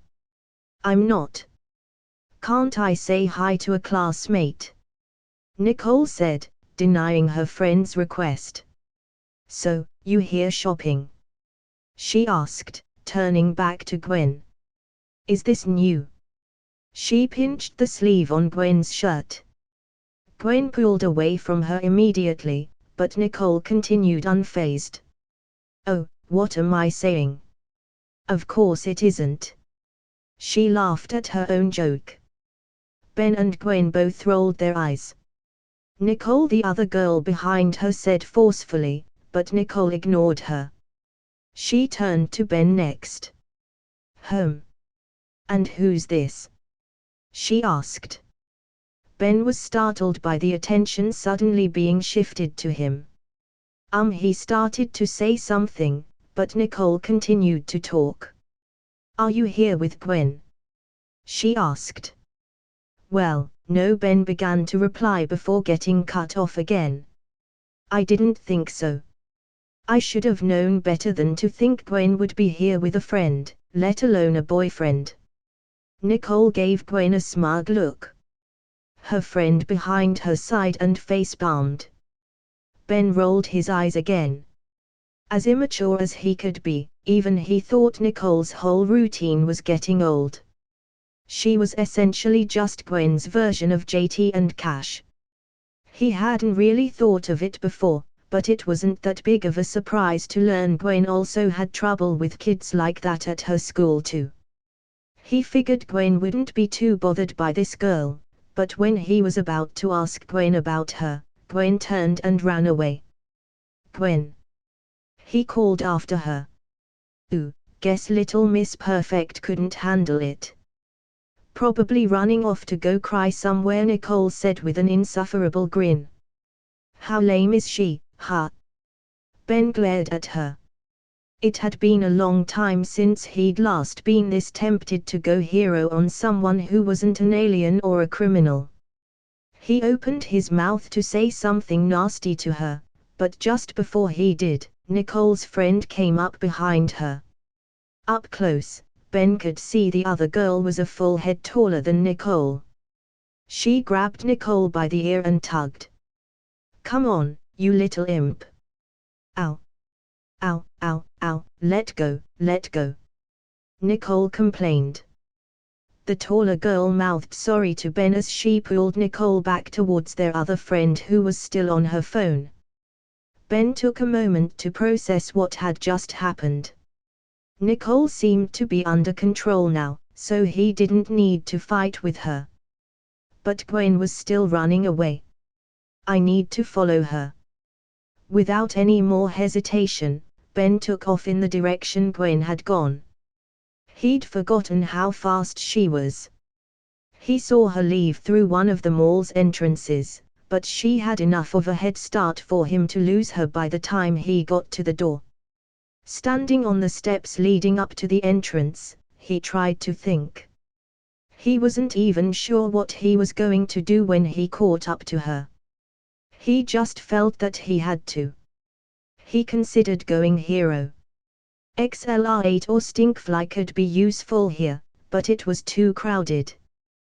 There was no way he could keep his transformation a secret. Plus, whatever he was going to do, he wanted to do it in person, as himself. His real self.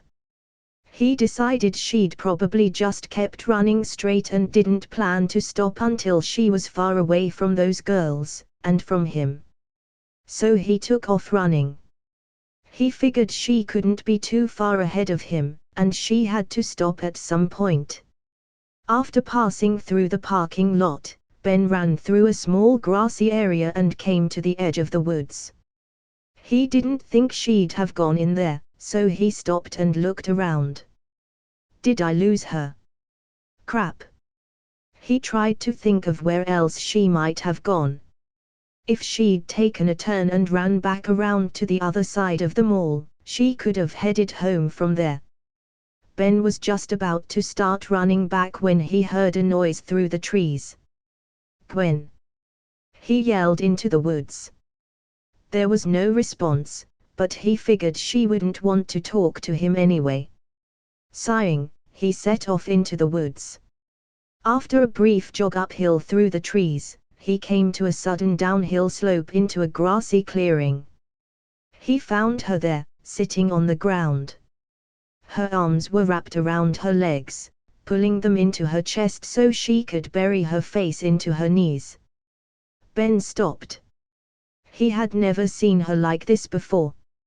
Not since they were little kids, anyway. Gwen. He hesitantly called out to her. Gwen said nothing. Ben could hear her sobbing lightly, but other than that, she had no reaction. Not knowing what else to do, he walked over, sat down beside her, and waited. Gwen turned her head slightly to peek out from her knees for a moment. Go away, Ben. I'm not in the mood. Ben didn't say anything for a minute. Internally, he was panicking a little. He had no idea what he was doing here and he had no idea what to do now. But he felt like he had to help her. I'm sorry about that jerk back there. When Gwen didn't respond, he continued. Don't worry, I'm gonna help you get back at her. No one picks on my cousin like that. Will you shut up? Gwen snapped, looking up to yell at him. Her face was full of anger, but Ben could see there were tears streaming down her face. You've hated me our whole lives, and now suddenly you care so much about being my cousin. Ben shrunk back under Gwen's glare, then hung his head in shame.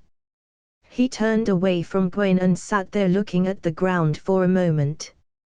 He wasn't sure whether or not Gwen was still glaring at him, but she didn't get up to leave.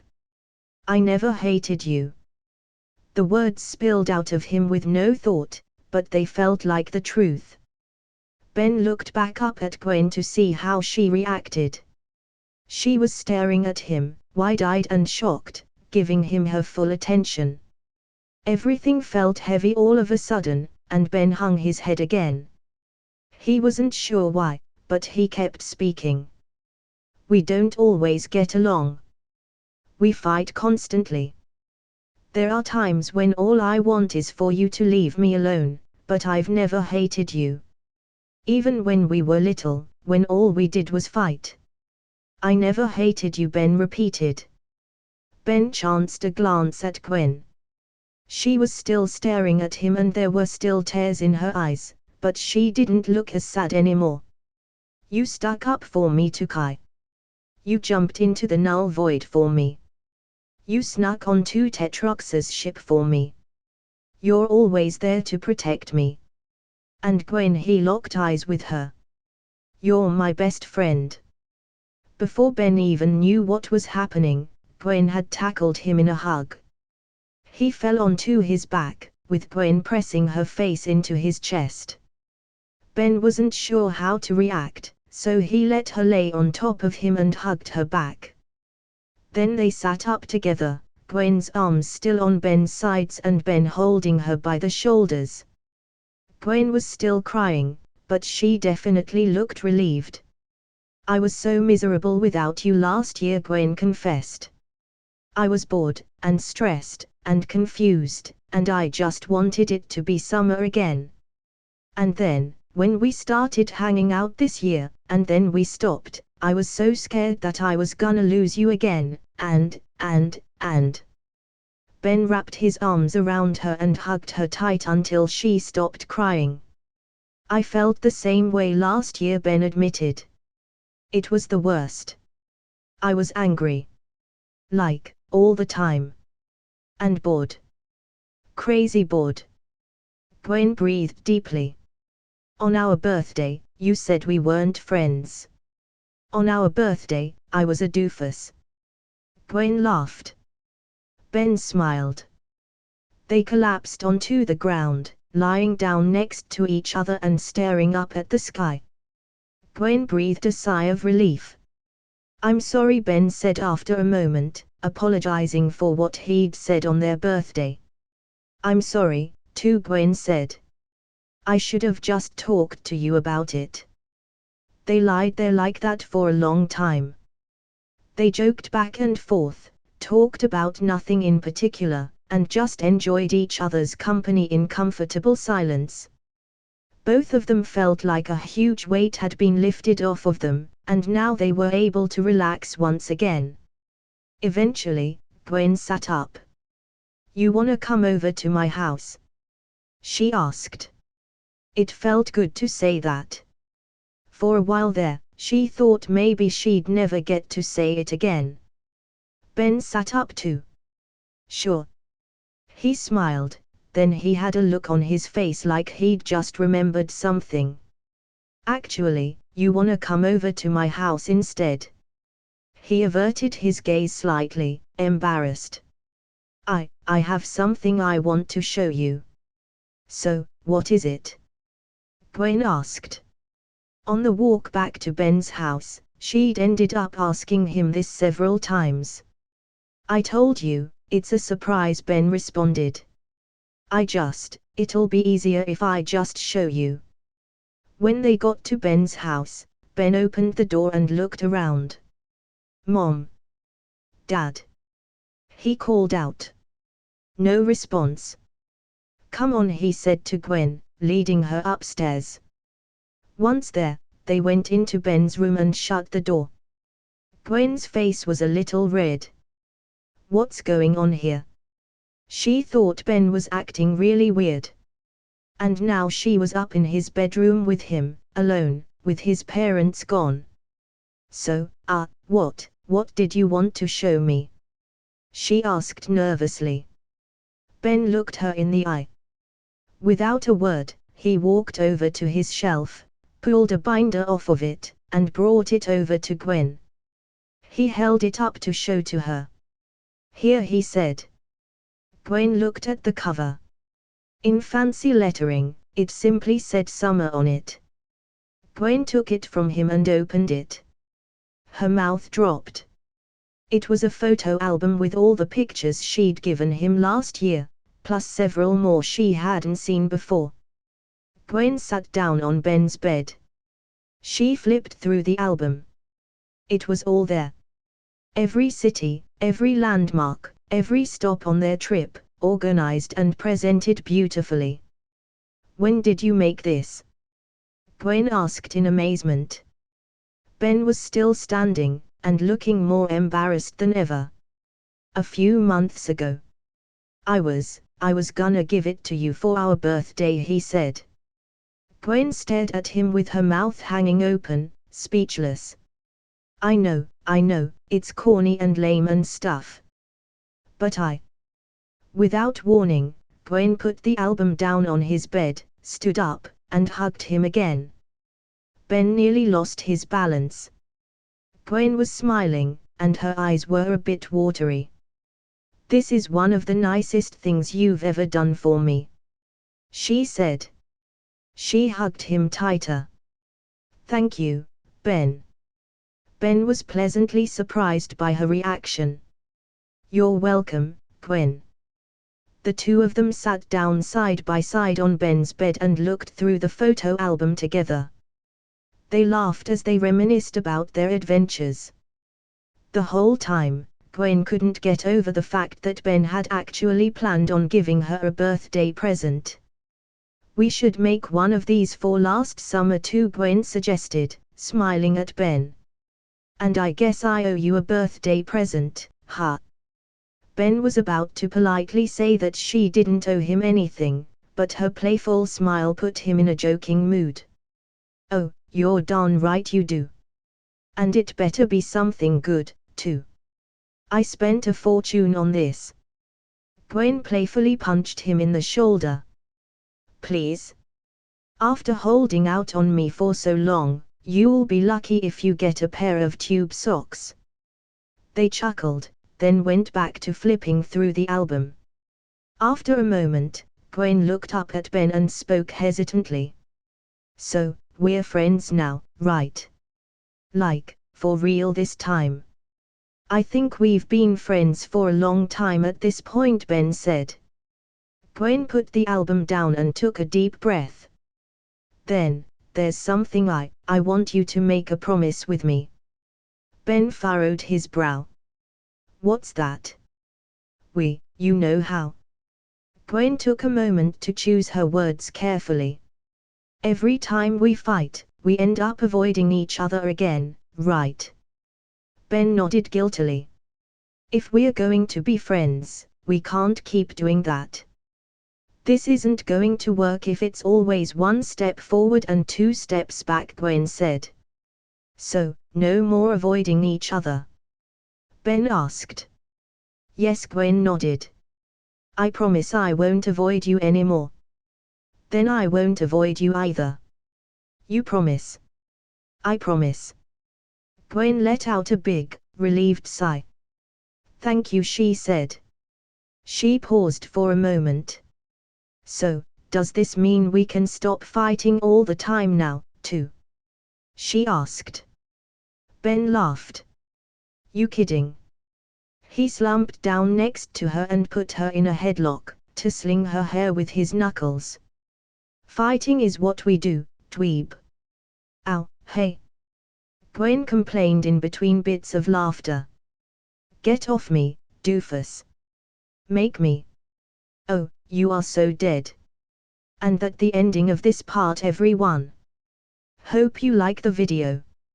Like, share and subscribe the channel, and also tell me your recommendation in the comment section down below. Thanks for watching.